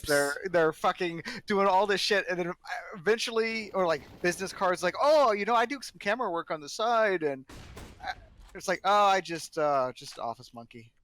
Man, fuck that. I was telling them like fucking, you know, I worked it down. It was like I'm on TV, journalist, and then I don't even know. I was like, oh, but I'll just make coffee. I'm a runner. Like it's just not worth it, man. Yeah. There's too I many. don't even know why you bother, mate. I just keep it vague as fuck, so they don't even bother asking. Oh, don't worry, Richard. If you do? thought my Twitter was bad before, I've What got have you it done? fallen, so it's definitely coming back now. It's when- definitely God, coming can back. we Why- just put why that you with like live this? updates on a ticker on your stream? Just like maybe. keep that one. Because I think I've got him on exactly the point I just said. That because you know his point was like, you know, it's a young team, let's give him time. So I just said that's rich coming from someone whose only solution to bad rosters has been making player changes. Maybe you should have given Tarek and Stewie some more time. I mean, it's a valid point, though. It's literally, isn't it? Like that's his entire career is making the harsh fucking cuts and not letting people work through shit. Which, by the way, he's in agreement with me on that. That's why it pisses me off. He basically agrees with my philosophy, but then publicly, he has a second face, believe it or not, Richard. You mean And the Gabriel? second face- I know, it's bizarre, isn't it? Gabriel Should obviously some Two-Faced a Toledo. nickname associated with it. in That's some way, you know. multiple personas. What do you mean? Mate, he's got more faces than that cunt out of Game of Thrones in Bravos. That's him every morning. He just goes in there. A man is no one. A man is not fallen. A man is conning you out of your fucking good. Like, a man is no longer your friend, Taco. A man now is your friend, Taco. Come back to the team. Like, fucking hell. Who is this? That was from Duncan's one-man show, Fallen Yes. and Me. Exactly. You know, spoiler. Played Fallen by doesn't Will Smith. actually appear in the show. No. However, It's mainly just me writing letters to him that I never replied. Dear Fallen. yeah, man, like half noticed of I've not your replied face is to my like last- fallen, Yeah. and you just turn back I and wrote forth. you, but you still ain't calling. Exactly. Good You know. lord. Anyway, you got what you wanted out of him, Duncan. You got your interview. True. Yeah, you did it. You did your reflections. So you don't need to make up with him for at least another 2 years now. I know, who gives a fuck, right? Has anyone done a part 2 reflections with you? Has anyone gone that long, or has everyone? Oh, yeah, already it was died double- out of double it? lift, Maybe Fallen League of did, Legends I think. people and stuff. I thought Fallen was No, a two-parter, wasn't it? No, he means like come back for a second episode later. Oh right, Yeah, yeah. like a additional extra years. I figure I'll be Really dead league by people. then, so. Yeah, league makes sense. I believe you had And one. leave No, rocket I'm not. science there. Yeah. And everyone Yeah. goes, wait a minute, Hey, oh how's shit, that- no one else how's is going to say, that no, Deadpool Matt, no, going you anyway? won't be dead. I think you'll be fine. Yeah. No one jumped in with that. It's fine. Everyone it's just fine. sat there going like, I am pretty sure they can regrow livers now. I think that's a thing. I think Stem cells, mate. The same. Mate, Yeah, I need- what you I want to need do is kidneys and you want to livers. take fucking shit out of mine, mate. It's the only good thing in my body. Yeah, apparently it's kept you alive this long. Yeah, like legit. I mean, that's the thing. I don't work out, so my body's shit, but my liver works out every fucking day. Yeah, but dude, like I keep expecting it to fucking capsize, and every time I had a full medical like 6 months ago. Doctor's like, your liver, I was like super worried about the liver, so I was like highlighting it, like going, you know, I'm a heavy drinker, you know, fucking my liver must be really bad by this stage. It's like, nah, you got a liver like it's like a teenager's. It's like there's no scarring on it at all. It's perfect, no fat, no nothing. It's like everywhere else is fucked up. Am I wrong in thinking that like liver can be damaged in like one hard hit, like cirrhosis, etc., but your kidneys are actually what take longer term effect from? Yeah, maybe. I don't know, but I could be wrong on that. I thought I read that somewhere. Someone in chat would probably know way more. well, I than know me. that your liver it can also regenerate. It's only when you get like actual cirrhosis that it can't. But like anyway, bottom line, my liver is indestructible liver. It's fucking insane. it Prove it right now, Ed. Unbreakable over here. Down a litre of rum in the kitchen. You won't. right? mate, Oh yeah, Smash it on the chin. Right then. Gone past 12 p.m. You won't. Oh yeah, you're right. It's okay to drink now. Guaranteed to die of cirrhosis now, of course, in the next 2 years. Odds on. Yeah. Yeah, exactly. Whatever. He's jinxed himself. Where things are going, who gives a fuck? I'll take checking out before Yeah, just 2020. be old honestly. Ricky 2 lives anyway, but save a bit of money up. Buy yourself a new liver. What, do a Georgie Best Best, could have one. like? Yeah, you can have one. Yeah, maybe. There's money in it. How much to liver nowadays? Depends which black market, which I country. was gonna say I haven't checked. Are they selling them on Cameo as well? Amazon, but Yeah, you can get Wesley Snipes to install a new liver for $750. prime organs.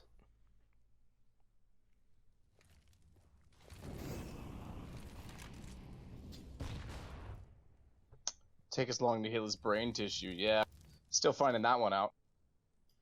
I do love being mad, gaslit by the entire community though. Oh, here we None of go. them He's ever on kick Twitter, people when guys. they're down.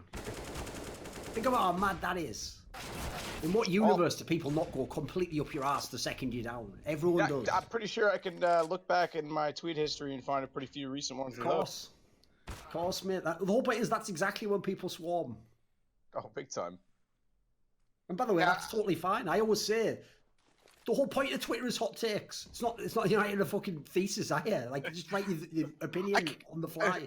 I tweet when I'm taking a shit, for Christ's sakes. So I put out a tweet today, like the word "a Twitter," which people don't really think of very much. It's just like nervous excitement, and like if you put that in a political sense, I think Twitter literally named itself that. Like the @ sign is like the secret A, because they knew that everyone would just be like super nervous and edgy about everything, and like it would just like lead to like social chaos. I think someone fucking was super self-aware and named it aptly.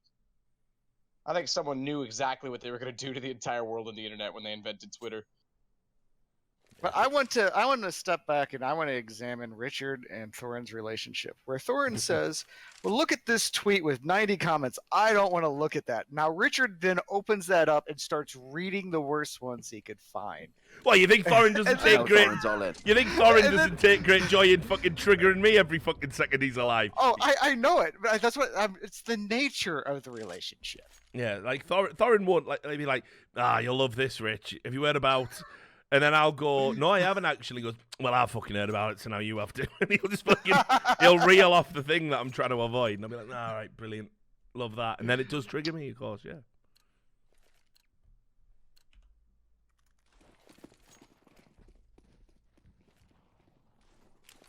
Mate, the gaslighting in esports is just so bad. So what's happening Like, think now? about now Update MBK live is from weighed Thorin's in. Twitter. Are you ready? So MBK's weighed in. It's pretty sad that you are such a different person between Twitter and talking in real life. I think that you're a good person and often has been supportive in private, but it would be great to be more moderate online, my friend. Right, remember, my crime here is saying that a team that just lost and did pretty shit at the major was a joke. You know, you would think I said they should be murdered there or something. Like, what a joke these people are. Definitely not unduly sensitive. Yeah, I don't agree with that. You know how players are, though. Like, think about it. It's like I say, what is their actual response to? It's nothing crazy. Thing is, we're like, yeah. I mean, I don't think wanna get down this Vitality. rabbit hole. I think the quality of Counter-Strike Vitality you've been playing is low quality anyway. Like How dare you?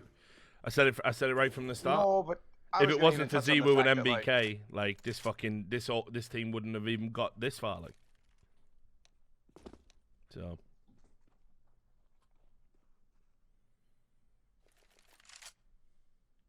Sadokist is about to lay down some fire in. Go on. Oh, did he blue screen again? No, I was Oh. gonna just say like the fact that like the point of them saying like, oh, you're such a different person on Twitter than in real life. Well, the same applies to some of them too. Like, let's be honest. Well, true, but also as well of all the Mate, people. he's saying that in a fucking reply to Fallen. He's saying that to Fallen. Is this real life?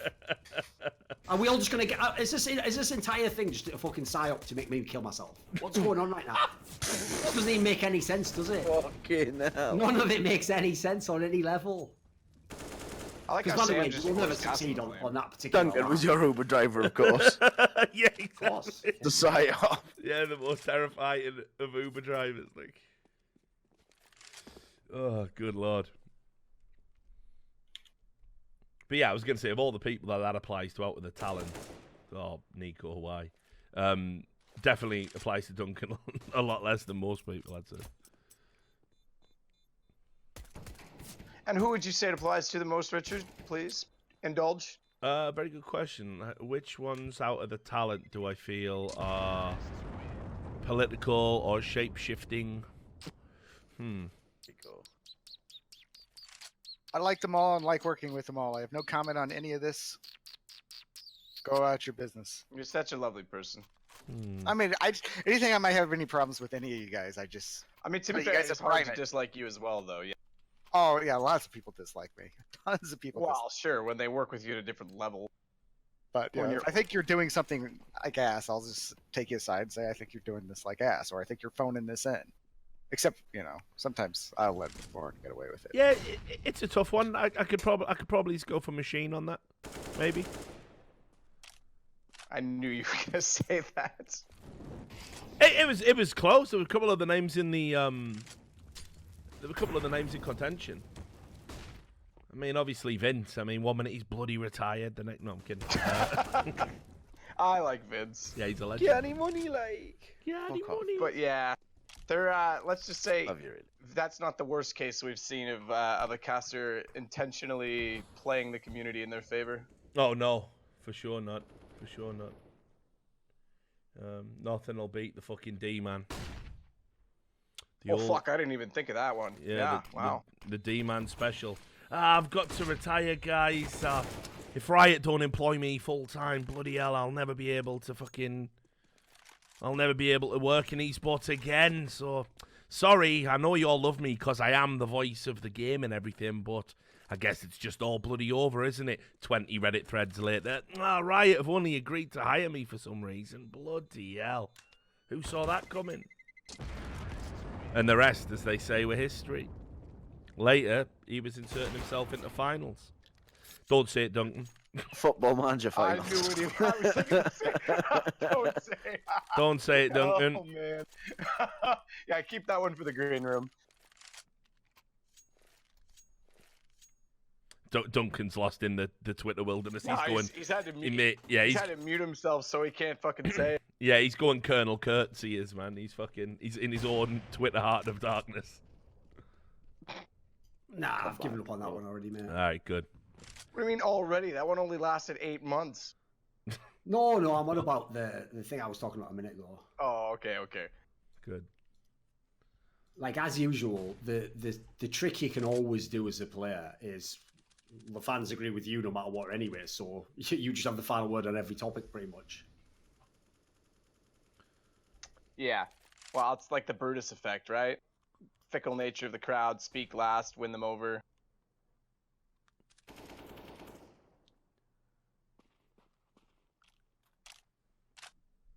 I mean, this is the same NBK who I believe did actually make a mad tweet like 4 years later on that tweet where I said I had autism, making some sort of mad comment like, something meant like, oh, it's okay, we still like you anyway. That's not even a joke, but that really happened. I'd have to go and find the exact tweet, but something mental like that. You know, one of those things you try to overlook, but if we're going to talk about people's public behavior. Yeah, it's all right. I had a colleague stare me straight in the eyes and ask me if I was on the spectrum. Nice. Well, the mad thing about that whole topic, I didn't need to know if I was. I didn't need to know. This is how you know. Okay. This is how you know programming is just all over society, because people constantly say that line, like, we need to have a serious talk about mental illness. We need to have a serious talk about autism. We need to have a serious talk about. The talk never happens, but everyone says it, and then they feel like, oh well, we said we needed a serious talk. Now we can move on with our lives. Like, I still think one of the maddest ever, Richard, was that when that Ririn Gay came at me, because, mate, she ever tries that again, I'll just publicly shame her because she literally used like ableist logic to explain why I'm a cunt, basically. Yeah, like, no, I remember that. Yeah. Well, I know some people who have Asperger's and they're not like him, so clearly that's not why. And you know, he just refuses to learn how to correctly behave, which is like, that's outrageous. Come on, oh, no, that's just unreal, isn't it? You know, and that's not even banter at that point in time. You're just being a cunt. But remember, it's extremely ignorant. The rules, dude. You know how it works. You know how the rules are in that divided scenario, up. Like what's mad is I'm not even like. It's not even the principle like you're just trying to wreck me. It's like your implication is so mad. It's like if you just have a friend, you can just diagnose everyone and what their situation is. Oh, pretty much the opposite of compassion, really. Yeah, mate. There can't be any of that. You know, but you must. Of course, but you must have it has all. to be ploughing this. Well, 3 maps, of course. remember they were 15-4. So just saying. Fuck, I forgot this game was even live. Think most of the chat did it as hasn't well. been very good so far. Yeah. I usually forget most games I'm casting are live these days. Saying nothing. But the games haven't been great today. I think, funnily enough, the Vitality NIP series is probably one of the better ones. It wasn't high quality. It was just stupid. It was just back and forth on the first map. Thanks for the sub. Goodbye, me cat. Glad you're enjoying the No Majors Club. Been a CS fan since Powers Gaming. Takes me back. Obviously, goodbye to your cat. Like, yeah. Thought he was doing an impression of Dust there. From the bottom of me heart. From the bottom of me cat. is Dust a pirate? Well, that's what he said before he did the Yolas Noobs thing. Because he was doing a shit Irish accent, if you remember. Fucking hell. He did a Conor McGregor. Didn't even know it was even worse. Dust left a while ago, though. Oh, it did sound more like a pirate to me. He didn't say goodbye. I know. Just bailed. How am I supposed to... See what I mean? How he just creeped off? You see what I'm saying? It's not even about the things... You creepy bastard. He just creeps off, doesn't he?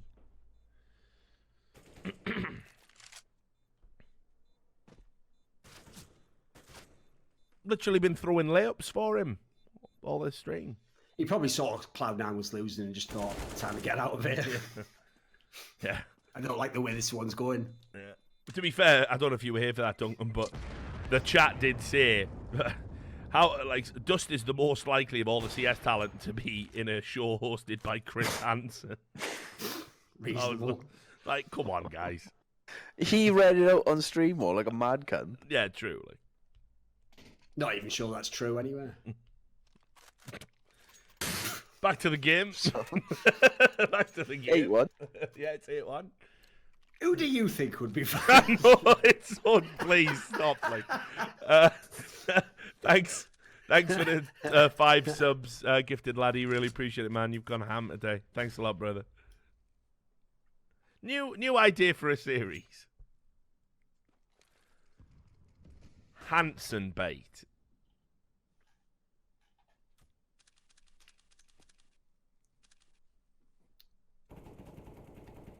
Vince is casting his game as well, so Vince has go. I feel sorry for Vince. Actually, he's had some really one-sided series. Like they always fucking suck if you're a caster. That's rough too, and it's it's first full major. He's gonna want to go absolutely nuts. But I have a feeling the way that the seeding systems work, we're ramping up to like a really good play. Yeah, and as long as everyone turns up.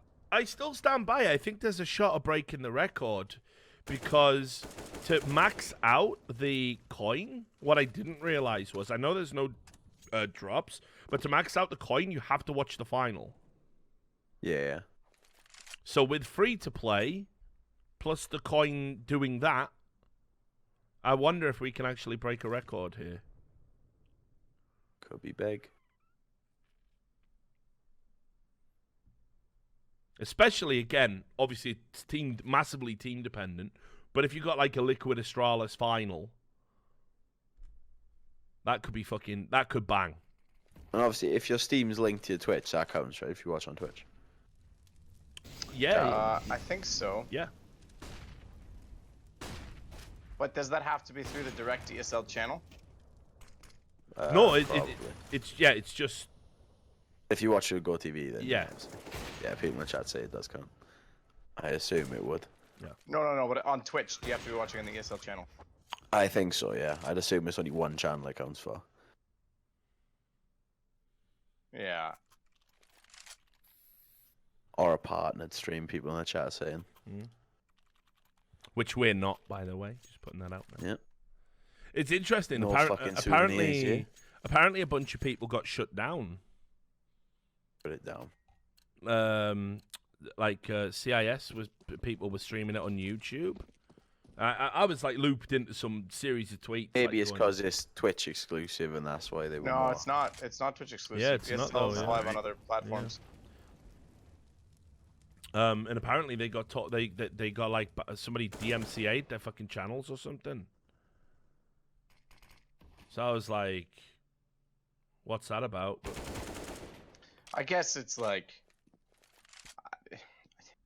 I don't know. There's probably so many certain stipulations, like especially where you're bringing in decent viewership and like they all know you. I'm sure it's not a big deal, but there's a couple of things, right? Like you're not producing audio from their stream. I don't know. Jason can probably tell you more about this, but like you're not producing audio from their stream. You're not actually using any of their graphics. You're simply just watching a game that's already on a GoTV. There's I mean, Valve can dictate a lot of that, but there's like watching GoTV is not infringing on people's rights because it made me wonder if there's more to the story, honestly, Jason, because it was so they're saying it was RuHub who shut them down. RuHub owned by ES Force, of course, just putting that out there. So that's interesting that they would shut their streams down because I don't understand on what basis they could do it. Yeah, the problem is you never know all the facts. You don't know if they were listening with Casio audio. Don't know if they were watching the mainstream. Yeah. And here's the other thing is, you can have, like, for instance, ESL could probably make a deal with Twitch that they're the exclusive channel for the major and major content. So while you're legally allowed to restream or do what you're doing with watching GoTV, Twitch could actually shut you down, or ESL could have Twitch shut you down because they have made this deal. Yeah, this special exclusivity deal. That's kind of how it went down with Facebook, honestly. What a lot of people don't realize about it, and by the way, you know, even somebody who sort of, like me and Duncan were in a weird spot with the argument because we were like, we think Facebook coming into esports is good because now, you know, if Twitch don't want to pay and someone else does, this helps TOs have like more competition, more choices, and generate more revenue, so we get more events and better quality events with more talent being hired. So ostensibly, the Facebook deal is good. Now, obviously, I know a lot of people had trouble with Facebook as a platform. There was some fundamental flaws with it, but it's not as simple as saying Facebook bad, right? But the super interesting part was like that it wasn't ESL that went after, you know, the Admiral Bulldogs and all that. It was the verbiage in their contract was when they agreed it, they were like, well, we're going to be the only English speaking stream. Well, of course, all the people that were streaming in English from the Dota TV, as far as Facebook were concerned, that was a violation of that contractual agreement. So it was Facebook that were pressuring to DMCA all those channels. It wasn't like just something ESL pulled out their ass. So yeah, it's a tough world. Like I think, you know, like fucking ESL is able to embed Intel sponsorship into the demo. So if you look in the top right corner, is you have it says ESL, it's the Intel Extreme. Like, so you doing a rebroadcast isn't hurting them on the advertising side. Now it hurts them on their hey, we've had X amount of viewers. But I don't think there's people that are watching your stream because, like, would they be watching ESL if you were watching their stream? I mean, I don't know. I Maybe think they'd watch the demos. Yeah, I maybe, think they might like, watch I don't know. GoTV or watch it. Yeah, exactly. I mean, also they could technically use the numbers if they wanted to, right? Like if they request them on Twitch, they probably could, or even if they asked us, they could. They could, yeah. Yeah, I'd be I happy. mean- I'd happily be like, yeah, you Yeah. can recognize me as official partner and have all the data. Yeah, sure. Exactly. But I mean, I have the ESL stream open in the background just to, in my mind, of I'm another viewer. Yeah. And But yeah, it was like the other thing that was crazy was in one of the contracts that got leaked when they had all that Mythic drama was that it said that the demos belonged to ESL, right? From the demos from their league belonged to ESL, and yeah, and it said like, oh, and broadcasting those demos can be shut down. And I messaged them and I said, listen, I'll put you all to the fucking test on that. Because that's an outrageous fucking attempt at a stipulation. I messaged them privately and said, I will broadcast 24 hours, like constant demo review of your league. Please come at me and shut me down. I mean, one, that would fall under fair use, and two, you can't own the demos. Yeah. But they were like, they were just like, oh, we never do it. It's clumsy wording, blah, blah, blah. It was like, you know, it was fucking ridiculous. What a thing to even try and impose. Yeah, that's absurd.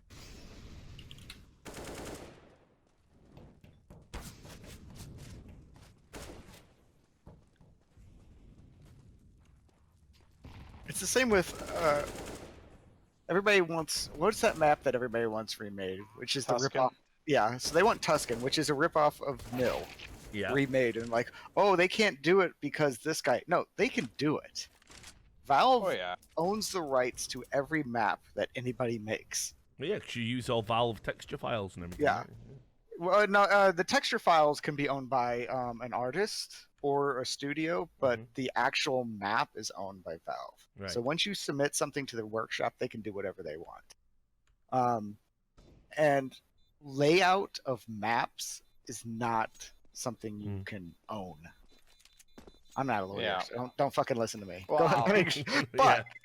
But Well, it's not. Who's to say you don't just reskin it and redo it yourself from scratch? Is that not like a, I don't know, reverse engineering or something? It's not. Sorry about that. I mean, obviously that's copyright because it's artistic, but like still. Like somebody could absolutely do Tuscan, which is a copy of Mill already, and be fine. Yeah, Because that's the the part guy I didn't like in that. The Well, guy here's the claiming he deal. owns it, he already copied another map. Here's the deal. The deal with Mill is that Angel Munoz owns it. CPL technically, supposedly, in their mind, bought the rights to those maps. But they bought the rights to those maps, as Alchemist is saying, but the rights don't actually exist. What they bought the rights to was the product that those guys made for them. So you could literally rebuild Mill as long as you don't have the CPL texture, their logo in there. He has no legal recourse to come at you because he owns what they created, not Mill, not the idea of Mill, not the strategy of Mill, right? So it literally could and actually recreate the textures, right?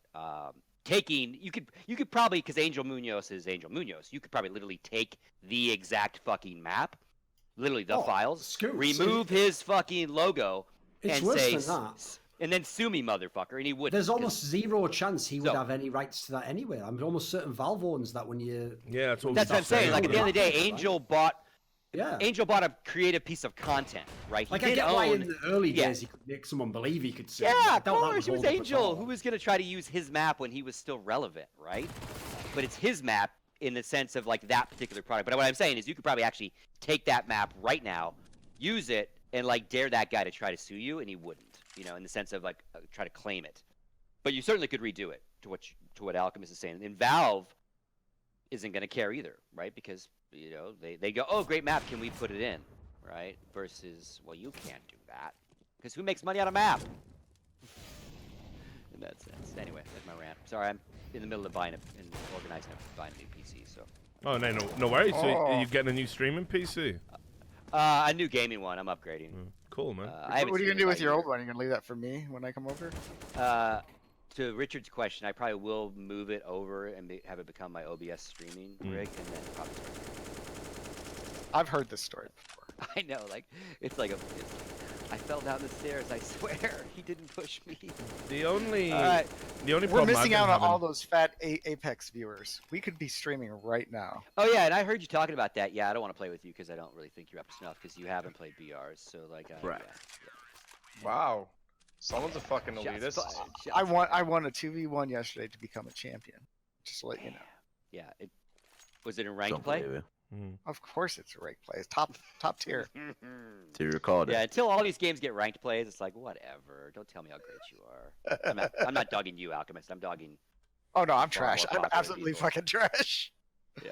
No, that's why watching people stream Apex is like watching like K Sharp versus Public, or like Heaton versus Public demos. Like you used to get in the back base. Imagine if like It's just like walking around in just a room of 8 people and they're headshot, headshot, headshot. It's Imagine the if, same like, thing. someone had a Counter-Strike tournament and they were giving away $500,000 where you literally just went in with a team of 5 and pub stomped, and how many rounds you got in matchmaking, and you all started as silvers or unranked, and you tracked in 5 hours how your round won. Like, how insane is that, right? It's just- And you know the way the tournament would be. It'd be like Astralis versus your team first. Yeah, And 16-0, then- 16-1, yeah. 16-2, 16-0, 16-1, 16-2. It's like, what? Yeah, I've been having like a few problems just getting the overclocking right on this. Like I go into those i9s, and like apparently I don't know fuck all about overclocking, but I've been like fiddling with it and tweaking it, and I can't get to a place where I can find the right level to crank it up to as fast as I want it to be and get the voltage output right. And it's like, obviously with the majors coming up, I didn't want to keep fucking with it in case I blew my PC up and couldn't stream. But I'm gonna get back to it. But like, I feel like this rig should be a lot better than what it is. Yeah, I just needed an Performance-wise. upgrade because my main rig is years old, i7, 1080. I'm on Gen so- 2 still. Yeah, but you're never home. If you sat home Yeah, in that front is of a true. PC all day, you would be upgraded. You'd also have a Yeah, racing sim, probably. You'd be a I- totally different person. Yeah, I You'd be have a outside, rig. yeah. I have a sim rig. I Oh. I actually started to do those emails, and then now that I was back on the road, I just never emailed them back. Yeah. I was like, all right, well that's that then. Because all of these new games are coming out are nice FPSs, and it's just like my game's starting to chug a little bit, and it's like, so it's not really about Cyberpunk's streaming, but coming more about on. just gaming. Yeah, that's what Eventually. I've got. Like with streaming, I get an occasional like just every now and then a very slight. You know, I can just tell it's not as smooth as it should be. Oh, hey, Anarchist Capitalist, thanks for the $50. Does anyone remember DE Light from CS 1.6? Ooh. I'm sure a lot of people D-Light, do. Groove is in the Heart. What? Yeah, classic. Let me get the rest of what he said because it cut off. But I'm sure obviously you all remember. And that prison game, I definitely need a new rig for that. Oh yeah, I for mean, sure. I'm gonna I need I'm to gonna see need Scoops all doing the that. FPS I Get can the get fuck when I'm out of my beating- prison! Smacking people's heads in. Cloud9 was what was apparently that- not pleased with the last comeback. They got to do it again just to prove a point. What was that game that we played, possible. Scott? That was a prison game. What was that fucking thing? Prison. it was like- not Prison Architect because that's the most single player, Mm. right? So or when I played it, it was. Yeah, because it was like top down, and you had to The escape. Escapists. Oh, The that just came out. Escapist. Yeah, Yeah. you had to escape. Yeah. Me and Scott We were didn't play playing very it. long. All that happened is somebody would bump into Scott. Scott would start a fight with him and then get arrested or thrown in like over and over. It's like Not he true. couldn't just. Just not true. Doesn't He's sound just like gotta be a Scott at model all, right? prisoner. He's trying to be a model prisoner. I don't know what he's talking about. But yeah, like so yeah, I need to tweak a few things. I'm not very savvy with this, but I'm like learning and reading up on it. So I think I can get this rig to a better place. I actually had an unstable setup that was really, really good, where it was like pumping out like pretty insane FPS. But the only thing is like certain programs would fucking short it. I'm guessing due to the voltage distribution. Hey, do you have a big enough power supply? Yeah, well, for Me. sure, definitely. Okay. Okay. I don't. Yeah. It's a really powerful PSU. I got the most powerful one I could get. Like I say, it's like $6,000 worth of bits and pieces in it. So, Gotcha. but yeah, I just don't know enough about. I just need some fine tuning. So, I'll figure it out. And it's not an overheating issue either, because I got a temperature reader. I like when I was absolutely thrashing the tits off it for a stress test, it didn't even go above 85. It's water cooled and everything, so.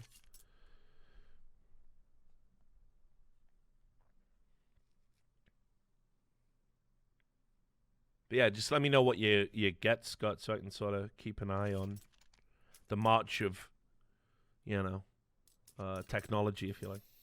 Well, if you're spending $6,000, your rig is gonna be better than this one probably, or at least the same. You know, I'm doing i9, gonna do probably too much RAM, 1080 Ti or 2080 Ti. Yeah, that's what I got. I High got quality twin, RAM I got is like the main 1080s. bottleneck lately. It seems like. Yeah, I'm gonna go with probably 2 SSDs, probably too much storage.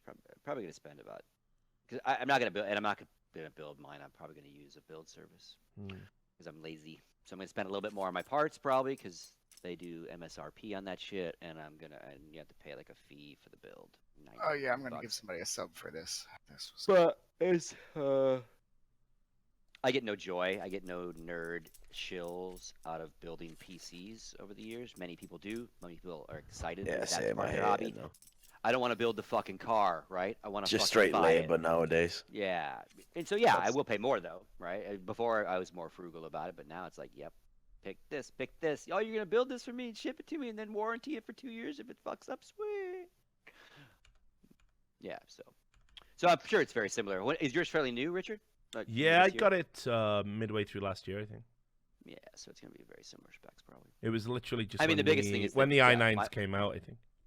Yeah, that's the biggest upgrade for me is I'm going to the i9, and then I'm also going to the 2080 Ti card. So that'll be a huge jump for. Thanks for the other $20 as well. Read the rest of my previous donation message, please. I just want to know all the guys' thoughts on DE Light replacing maybe Nuke in the current map pool. So again, DE Light's not fresh in my memory, guys. Is it? Like, how fresh is it? I remember in there yours? being a lot of hype around that. I can't remember Yeah. the whole layout right now to think if it's still relevant for the current.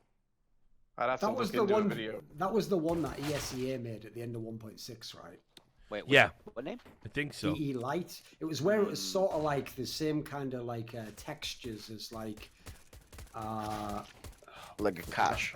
like Comrade or Cache or something. Yeah, where it's Yeah, all yeah, like Ruska bunkers or and it's all whatever. grey, and you know, it was an okay map from what I remember when it Yep, was on like I remember now. ESEA Now I'm years starting to and remember, years yeah. ago. But I don't think it was. I think it was just only used at their finals because they like made you play it or some shit, you know. It would be Same with interesting when to they had see Mill season be in the played. pool. Definitely would be interesting to see Mill played by these guys, these teams. Well, that's And one of those adjusted. areas where I actually am so underwhelmed with esports. It's like the shit with the Overwatch League where they don't have like basic features, but you know they've already had like fucking $800 million invested. It's like, what's the threshold that tips it over till we get some of this shit done? Like what is stopping there being a team of Mac makers at Valve? Like at this point in time, they've made something mental like $2 billion revenue off the game. Like, I know, when it's does it ever insane. kick over? And not only that, you can't use that logic that says like, oh, well, no one's on CS because at Valve everyone can work on what they want to work on. Well, I know a million people who would love to work on CS. Oh, of course. Yeah. No, you don't. It was All right, listen up. hyperbole, mainly, but, you know. Yeah. All right. Scoot. On air caster, a slight exaggeration. Exactly. I understand you Yeah. gotta hype it up. When have I Quarter ever not lied about hype ever? Quarter mil. I'm just teasing. Quarter mil instead.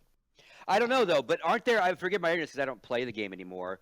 But isn't in the public domain of people that just play Counter-Strike, aren't there shitloads of maps? Yeah, exactly. So it's not a matter of you're them gonna being pay created anyone. necessarily, but more about being embraced and maybe Yeah, but hugged that's by part of Valve, the issue. Is like, right? Because the maps are out there, aren't they? as far Or as am I wrong? know, the system for getting your map put into like operations and in the competitive play is like a nightmare to go through. Yeah. Yeah. And in Okay. fact, we're not even allowed to know the criteria because Valve basically makes people, I think as far as I know, like sign an NDA or something, so you can't talk about the process. Okay, so it's not So like it's one of there's those like classic things 500 like pretty decent. Obviously, So- they're not all gonna be I perfect. don't know. That's the problem. I don't Yeah. know what they're like if they're not Like when you obviously just I'm go only gonna- play. Yeah, I'm only going to see it if it gets put in the game sort of proper, aren't I? I'm not just going to try a random map. So I don't. What do you I'm not think really about sure what it seems testing, like. I just wonder like what that community's like. And I get to the point is if Valve supported said map maker community more in a bigger public Sure. way, then that community grows more, right? I always give it's people the self-feeding. analogy. What they used to do is, cause in Korean StarCraft. But the pros would not. You know how it is, though. You know the like. Go no, ahead. but this is how you do it in Korean StarCraft, because it Sure. was like it ran for like over 10 years. They had it as like a little cottage industry basically, and they had all these little fields. And so one of the things Kesper had was they had their own pool of map makers, because obviously the game hadn't been updated for like 10 years, and they would just have these map makers work on new maps. And then what they would do is they just cycled it through the pool. So they'd put like, I'll make up a number, like 2 new maps in and take 2 of the old maps out, and then see how it played out. If one of them turned out to be really terrible, it'll obviously get phased out next season. If it turns out to be good, you keep that in, you phase another map out. And, classic maps come back again as well, like a year later or something. So if they could do it, I mean, admittedly they're Korean, so I'd imagine the level of organization was probably a lot better. But, it really wouldn't be that difficult if So I a couple wanted to do questions to help me because that wasn't necessarily my scene, although I'm familiar with what you're talking Sure. about. How long? So first off, to caveat against that to CS, our history is based on a very small map pool, 20 years wide. That was the genre. That's how they did it, right? So they weren't shifted to, hey, new map. Like that's how that whole thing grew. So maybe 20 years ago we could have done this, should have done this. Next question would be, how much time did they give the pros when the new maps were made to then when they actually had to step in and start actually using Well, that's also where the difference is. They're Koreans, Scott. So if you just tell Koreans this is the new map you're playing, they don't go, "What the fuck? I'm not playing this one." It's like Sure, yeah. I'm not even asking that, but they wouldn't have. That I get you. response. I totally get you on that. So yeah. as far Yes, as I sir, we'll know, play. they actually didn't give them all mad advance warning. I believe it would just be like, right, the next season, here's the new map, so start. The thing is, so that first week of the season, you might have had 2 weeks to notice that map is new, as far as really I not know. months or weeks. Yeah. Okay. Yeah. And again, a little different because it's one guy, it's a bunch of people having to learn the maps versus a group of 5. Different game, there is different that genre. factor, I guess, sure. But skill-wise, I guess the same thing. You still have to learn something brand new, different. It might be too late. Like I don't know how casuals feel about playing new maps, but I know that obviously the pros would need and want plenty of time. This is where I was going to say we're kind of in a catch-22, and where the matchmaking dictates the pool for the people. So Valve already controls that. But yet we also say we want another matchmaking system because fuck 64 tick, I want to go 128. So in theory, if that's the case, FaZe could then take matters into their own hands like ESEA used to do and just dump in some random pools. They tried it with Mapcore and stuff, but then the community doesn't take to it because they go, well, that's not the actual pro map pool. That's not the official map pool. Why would I play that? And then we're back to Valve dictating again. So it's like going in a vicious cycle because honestly, if ESEA and FaZe just wanted to dump in a bunch of maps, made them popular enough, eventually you couldn't ignore them through the competitive scene. That's basically what happened with Season at the start. Yeah, I'm with you. I think a lot of the discussion all has to come down to, are we really talking about a problem? In the sense of, is the way we do our playing field, our map situation, as stale as it might be for a lot of fans, is it a detriment or is it not? And so going the opposite way in the sense of drastically changing and making it a far more revolving thing. How long does it take a pro team to get back to being the best they can be at a map versus one they've played for years and years and years and you know what I mean? Would we lose the value of Counter-Strike? You can always say, well, it's new to both sides, but it's still going to be different Counter-Strike, right? So there's lots of ways to poke it, right? It would be interesting if it, and I think now, I mean, and I'm really going to spitball here, but with the EPL doing their thing and FaZe doing their thing, and now everyone kind of talking to the player association, because obviously the players have to embrace this experiment, or they'll just say, we're not playing this shit, right? So it would be interesting if those guys all got together and said, hey, what if we all did? Because that's where you would maybe do it in those leagues, right? And test it. Because then it's only in for a week, right? Or 2 weeks. I wonder, because then if it is embraced, the players like it, the fans like it, it plays well, it is embraced, then do all the other tournaments start grabbing it and out of their rotation, and then that would that is the best fucking clutch I have seen in ages. So it'd be interesting. See that? Yes. That is dirty. That is so dirty. That was insane. Jesus. Holy fucking but it would take, shit! That was everybody insane. has to embrace this idea, right? Of let's try new maps. As soon as there's a roadblock for a map, and besides Valve just saying nope, you're using it anyway, you're in trouble. Everybody hated the cobble, and they were like, no, you're stuck with it. Yeah, and Valve will even admit that they forced that into that major because they knew if they didn't try to force it, no one would ever fucking play it. Randomizer, yeah, bullshit. Yeah, and no one would play it. No one would ever play it if they didn't force it to be played to see if it was any good, right? And they admit that. Like that's knowledge, right? It's public. They've said that. So, and I get it because again, if you offer it, they're gonna like, no, let's play what we all know because we're all better at it, you know. To your point about like, yeah, okay, we lose an established meta, we certainly lose like teamwork, etc. You also kind of reward a new skill and ingenuity and who's adaptive, and I think that's a skill in itself. So I think that can be rewarded, but overall for like, yeah, the depth of the game and whatnot. And it's a time frame issue, right? So how long does it take? Because I mean, obviously, it doesn't take 5 years for a team to figure out Dust 2, or however, 20 years on some, in that sense. So how long does it take to bring a team up to snuff when they all start playing it? To then, okay, now they're all up to their, everyone gets it, everyone knows where everything is right now in the meta currently, and now we're kind of the new map is good. Is it 6 months? Is it? I would even say I don't know. I would even ask the other question too, though. How long before a map gets so well known and so played that ingenuity is so rare we see it once every 6 months? And at that point, if that map is so stale and everyone can play it and it's not in the pool, why is that not the one that pulls out? So you could do it one at a time based on that too. Yeah, kind of rotate it out. And, honestly, like people will like kind of meme about Dust 2. I still enjoy matches on Dust 2. I think the layout of Dust 2, it's mostly pure aim. It's not deep strats, but there's so many good flanks. There's good baits. There's the angles. Not so much the CS:GO version, but the 1.6 version is. What's crazy right now, Jason, is that if you were to talk to pros, they'd rather take Dust 2 out of the map rotation over Nuke, which blows my fucking mind. Yeah, but I can understand that because people are actually finding new things on the new nukes. So I can see that logic. Sure. I don't, I don't think it's not that they want to find. Yeah, I think it is because it's the pug map. If you're gonna go play Counter-Strike, this is in everybody's DNA. This map is DNA'd. Yeah. Although I remember no matter how uncomfortable you might be on maps, you're on Dust 2, right? I still remember when it came out. I gotta point out this. I gotta nip this in the bud. 8488552, whatever the goddamn number your name is. That's an interesting Twitch name, by the way. Why does the PA not just pay a map maker as well, balancing team? I don't get why Valve has to do it.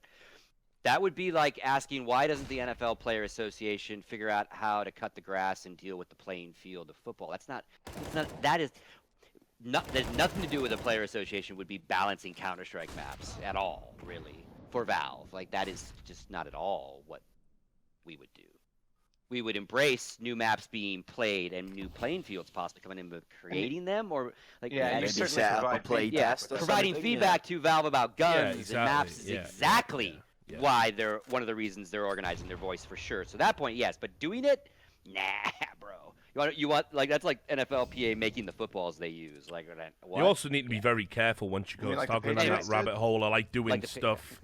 Anyway, didn't mean to call you out, but like we get that a lot with PA stuff. All of a sudden, now that we're public, hey, PA should do this, PA should do that. Like someone just retweeted that PA should be involved in like why Half-Life TV decided not to put graphics in the female announcement of the talent of the event that's happening in Katowice. We got tagged in a tweet about why Miss Harvey doesn't have her picture next to her name on Half-Life TV.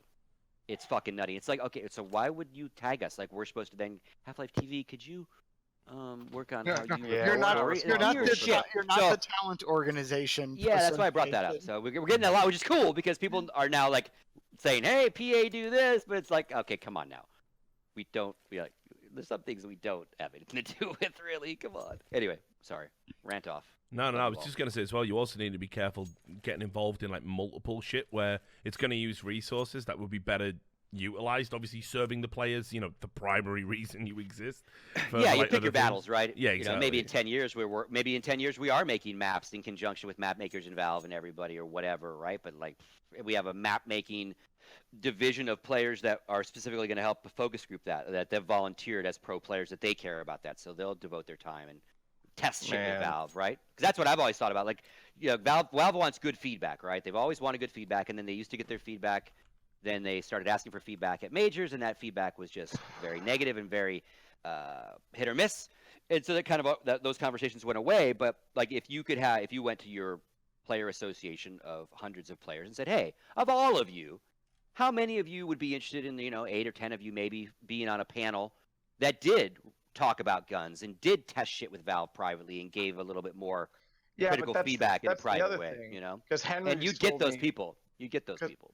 Yeah, but Henry's told me multiple times that even at the start they brought like guys in unannounced and just said like, "Oh, here's the new game, by the way, play it." And then they gave feedback and Valve went cool and used none of it. Yeah, I can't talk about Tommy being pissed about 5 years ago anymore. Like, you're right. You're absolutely right. They brought in a whole bunch of people and they launched a different game, but like we have to worry about what's in front of us now. Yeah, right? sure. I'm just saying that like how much has the Valve mentality changed on top of just the association? I think in some regards it has, right? I think I think in some regards, and that sense of feedback, what they got tired of is the feedback and how it came to them. More of delivery and tone and so they just stopped kind of asking for it, right? It's like, okay, if you're just going to be assholes to us every time we see you at an event, then like, all right, so be it. Because I don't know about that, Scott. Like, here's the thing. I could believe some people were rude, but yes, you're right. It's not all of them. I've seen with my own eyes, seen way too many examples of people being incredibly reasonable with Valve, and it was the Valve dev who was mega condescending and basically implied that he's not going to listen to what you said. I'm with you. It goes both ways. There's no doubt about it. But you often know that sometimes the few people that piss you off will ruin the idea of talking to everybody. Sure. So I think they got tired of it, so they just pulled back, right? Trust me, I'm not trying to defend them at all. There's also been instances where I'm saying that with a player association, we can maybe give, just like we're talking to them about the fucking dates now in a better way. I think eventually this thing can maybe help Valve improve their game on a pro standpoint, right? They still have to always balance what everybody wants, but I think we will be focusing a much better voice to them in the future. Now, will they listen? Will they listen? Yes, I think, but will they take it? Is always like, well, yeah, that's a great assault. What will they listen to and act on, versus what they will nod to and go, oh, yeah, that's an idea, you know. So we'll see. I still wish Berlin was not where it was, but you know, anyway. Yeah, me too. Don't worry. Yeah, I mean they dropped that they dropped that fucking weird shit on me where it was like I'm talking to them about the fucking iBuyPower stuff, and I was like, and you know, Swag especially had it tough at the time, and this is what was going on in his life, and he really needed the money, and he'd had a bereavement and all of this stuff, and they dropped, you know, I was trying to like make the case for the out, and they literally dropped a fucking "how dare you" on me, like, how dare you try and make us feel guilty about our decisions? And I'm like, well, that's not what I'm doing. How dare you? I'm trying to contextualize why he made the decision he did and what was going on in his life when he made the decision. And they dropped a "how dare you" on me. So I've definitely had you know, this is after they invited me over and had made a specific appointment to talk about it. Like, what did they think I was going to say? You know, not going to balance. You're trying to give context to the whole thing in that sense. Yeah. Again, I'm not defended. No. I mean, look, there's good and there's bad, and you know, that's true of all developers. I still have said it many times. I'd rather like give me Valve any day of the week over a Blizzard, over a Riot, even over an Epic Games, honestly. Yeah, you know, yeah. There's evils, and then there's it's one of those like, what would you we talked about that on the show. Yeah, always. Yeah. Like, just a little bit more porridge, sir. Just a little bit more porridge, sir. Yeah. Please, sir. I want some more. Please, sir. More. I find as though to get all the more. He wants more. I know. How dare you? Now let's sing. Oh god, we get more spam. You've got a Vox reporter in your chat. No, don't worry. That's a spam that's been going on for a long time. I know. Dude. Yeah. Somehow I don't think they'd like my content. I mean, if he was from Rolling Stone, I'd answer the question. I'm just saying. If it was Rolling Stone, they'd have from you 1968. They'd have you pegged for something on campus, probably. Well, yeah, nowadays, yeah. I guess I'm talking about a different magazine. Yeah, true. Here we go. Used to be the shit, didn't it? Sam. If it was National Lampoon in its prime, asking me the question. I'm still rooting for Cloud9 to come back here, please. The thing is, like, they were doing so well, but the fact that it went down to that clutch with automatic and then they lost the ensuing round, it's like that was money just binned immediately. and they got aggressive with a dual op force. It's like, man, I don't know if I agree. So maybe you call a timeout and talk to that, whatever they call those things behind them, coaches. I really wish coaches could call the timeout. I really wish coaches had relevance. We had this conversation today. So right now, the players basically hire the coach. Let's think about that, because they have to agree to play with him. Yeah. To the point where the whole thing in Gambit was that, oh yeah, we won the major. We didn't really like Kane though. Let's kick him out. So really, to me, is a coach not just someone they bring in to be lazy so that he can do all the analysts' work and they can just play like. There's an element of that, but also as well, like you notice, anytime there's a fuck up, the coach is always the first out the door, right? We'll never know how much input that coach had. It's a great safety net to have a coach. So you bring in a friend or someone you can not manipulate, but have a good relationship with and some input in. You bring them in, right, and they're there, and then so your mate gets a salary, and then obviously the proviso is if we fuck up, it's you who's got to fall on the sword, I still think coaches should be able to talk during the freeze time. And yeah, I think coaches should be able to call timeouts. Yeah, if they can talk during freeze time, they could call timeouts. Well, if they just look at the admin beside them and signal for a timeout, they should still be able to do that. I mean, well, can't they just tap the in-game lead on the shoulder or something? They can do that, right? I don't think they're allowed to even do that. They're not allowed to do that. They can do like fist bumps at the end of the round, which means you could probably tie something into that. Like, oh, if I hit you with my middle finger out, call a timeout. But like,